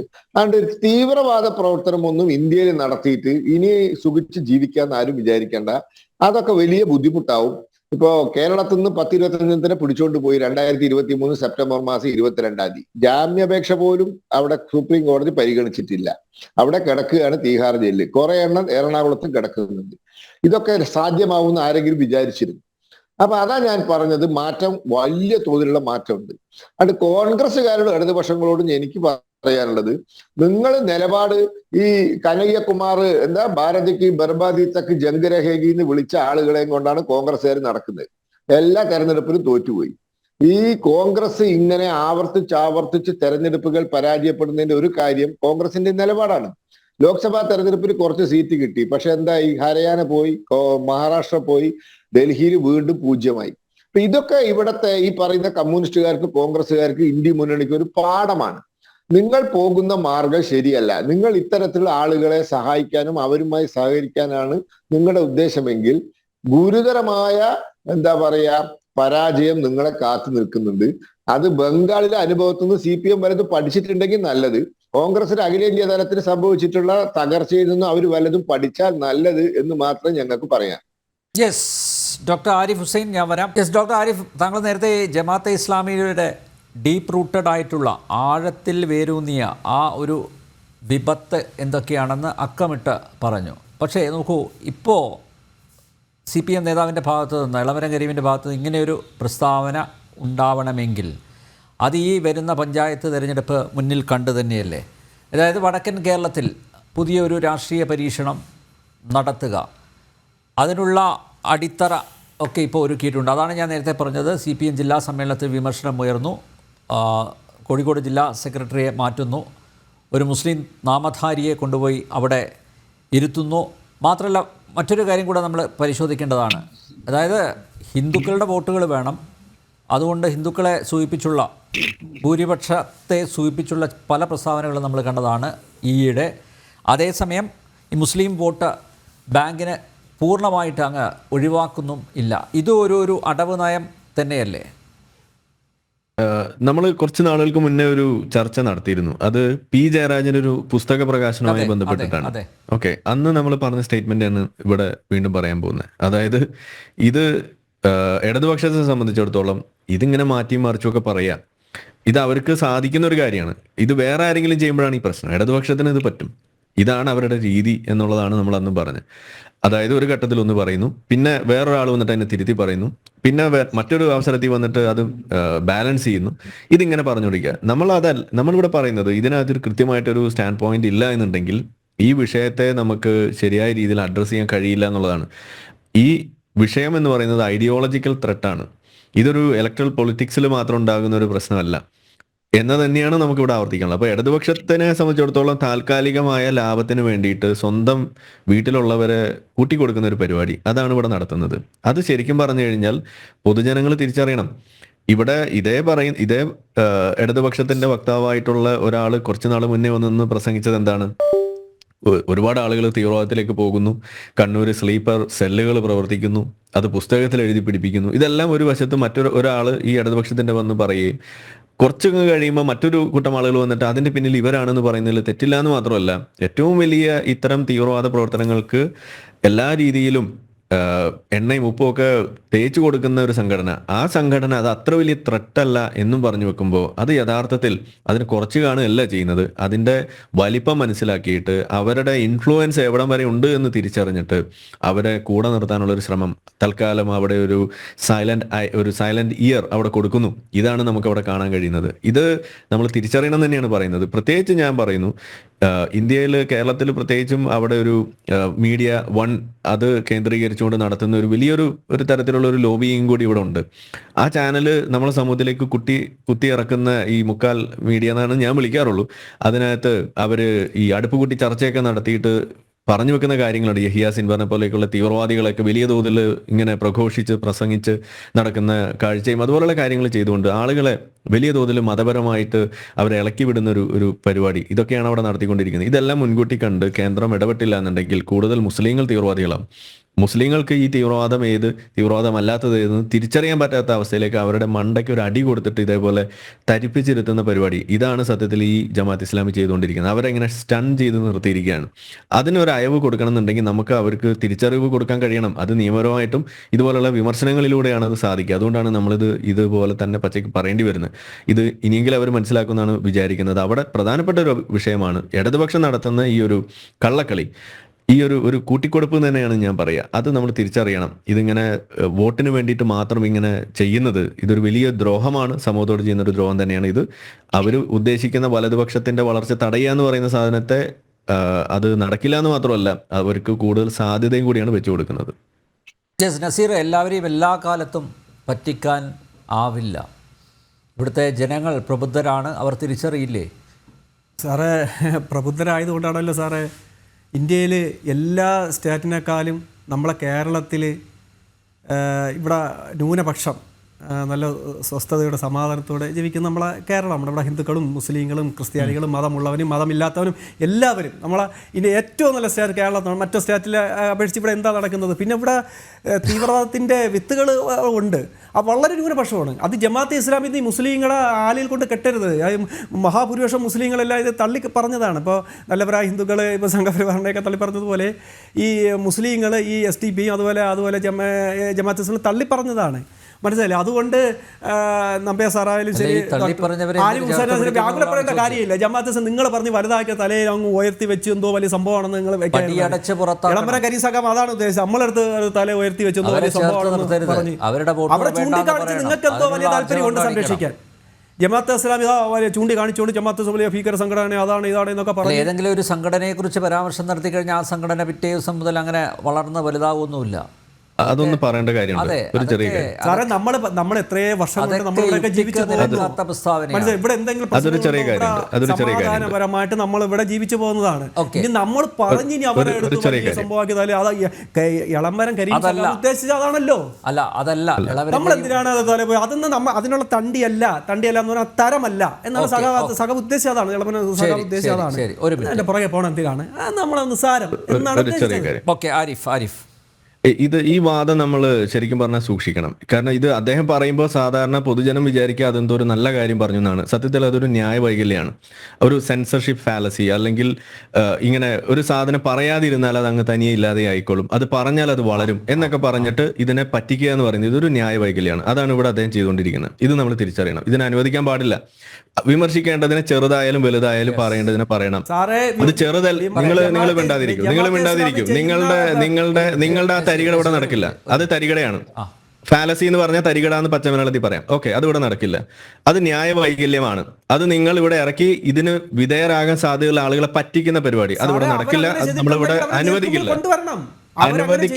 ഓക്കെ, ആ നിയമത്തിന്റെ മുന്നിൽ കൊണ്ടുവരുന്നതിന്റെ ആദ്യ പടിയാണ് അത് ചർച്ചാ വിഷയമാക്കുക എന്ന് പറയുന്നത്. അതാണ് ജനാധിപത്യ സംവിധാനത്തിൽ നമ്മൾ ചെയ്യേണ്ടത്. അതാണ് ജനാധിപത്യത്തിന്റെ തൂണിന്റെ പണി എന്ന് പറയുന്നത്. അത് ചെയ്യുമ്പോൾ ഇവിടെ വന്നിട്ട് നിങ്ങളത് പറയരുത് എന്ന് പറയുന്നത് സത്യത്തിൽ നിങ്ങൾ ജനാധിപത്യത്തിനെ അവമതിക്കുന്നതിന് തുല്യമാണ്. നിങ്ങൾ ഏതെങ്കിലും ഒന്ന് പറയാം. ഓക്കെ, അവരങ്ങനെ സാറേ, ഞാൻ ഇത്രേ പറഞ്ഞുള്ളൂ സാറേ. ഡോക്ടർ ആരിഫ് ഹുസൈൻ സാറ് മനസ്സിലാക്കി അതൊരു തരികിടയാണെന്നാണ് ഈ പറഞ്ഞത്. വളരെ അത് തരികിടയാണ്. നിങ്ങളാ പറയുന്നത് തരികിടയാണ്. അത് നിങ്ങളെ മനസ്സിന്റെ ഒരു വൈകല്യം. അതൊരു സെൻസർഷിപ്പ് ഫാലസി ആണത്. ഓക്കെ, അതൊരു ന്യായ വൈകല്യമാണത്. പോയി പഠിക്കൂ, പഠിച്ചിട്ട് വരും. പോയി പഠിച്ചിട്ട് വരും. കാസർഗോഡ് പോയി പഠിച്ചിട്ട് വരും. നിങ്ങൾ മുസ്ലിം നിരീക്ഷകനായിട്ട് മദ്രസയിൽ നിന്ന് വന്നുകൊണ്ടാണ് ഇത് അങ്ങനെ തോന്നുന്നത്. നമ്മൾ മദ്രസയിൽ മാത്രമല്ല പഠിച്ചിരിക്കുന്നത്. ഓക്കെ, നമ്മളെ കൊണ്ട് വെറുതെ അത് പറയിപ്പിക്കരുത്. മുതൽ തിരുവനന്തപുരം വരെയുള്ള നമ്മൾ മുസ്ലിം ജനസംഖ്യയുടെ ഈ ജമാഅത്തെ ഇസ്ലാമി എത്ര സ്വാധീനം ഉണ്ടെന്നും അവർ എത്രത്തോളം ഉണ്ടെന്നൊക്കെ നമുക്ക് നല്ലൊരു വളരെ ചെറിയ ന്യൂനപക്ഷമാണ്. നമ്മൾ എടുത്ത് ഉയർത്തി എന്തോ വലിയ നമുക്ക് വിഷം കുറച്ച് മതി പൊന്ന് നസീറെ, വിഷം കുറച്ച് മതി നസീറെ. അത് പൊട്ടാസ്യം സയനൈഡ് ആണെന്നുണ്ടെങ്കിൽ വളരെ കുറച്ച് മതി നസീറെ. ഓക്കെ, അത് മൂർഖൻ പാമ്പിന്റെ വിഷം 5 ലിറ്റർ ഒന്നും വേണ്ട, ഒരു തുള്ളി മതി. ഓക്കെ, ഒരു തുള്ളി മതി. അതിവിടെ പ്രശ്നം ഉണ്ടാക്കുന്നുണ്ട്. ഓക്കെ, അതിവിടെ പ്രശ്നം ഉണ്ടാക്കുന്നുണ്ട്. നിങ്ങൾ വെറുതെ അതിനെ ഇങ്ങനെ നിസ്സാരവൽക്കരിച്ചിട്ട് അത് പ്രശ്നമല്ല എന്ന് പറഞ്ഞിട്ട് അതിനെ നിങ്ങൾ സത്യത്തിലൂടെ സംസാരിക്കുന്നത് ജമാഅത്ത് ഇസ്ലാമിക്ക് വേണ്ടിയിട്ടാണ്. നിങ്ങൾ തീവ്രവാദിക്ക് വേണ്ടിയാണ് ഇവിടെ സംസാരിക്കുന്നത്. നിങ്ങൾ ജിഹാദിയാണ്. ഓക്കെ, ഞാൻ അങ്ങനെ തന്നെ പറയും. ഇത് നിങ്ങൾ പറയണം. ഇത് നിങ്ങൾ പറയും. നിങ്ങൾക്ക് ഇഷ്ടമില്ലാത്തവല്ല നിങ്ങൾ ഈ ഒറ്റ വാക്കുണ്ടല്ലോ ജിഹാദി എന്ന് പറഞ്ഞ് അടച്ചാക്ഷേപിക്കും.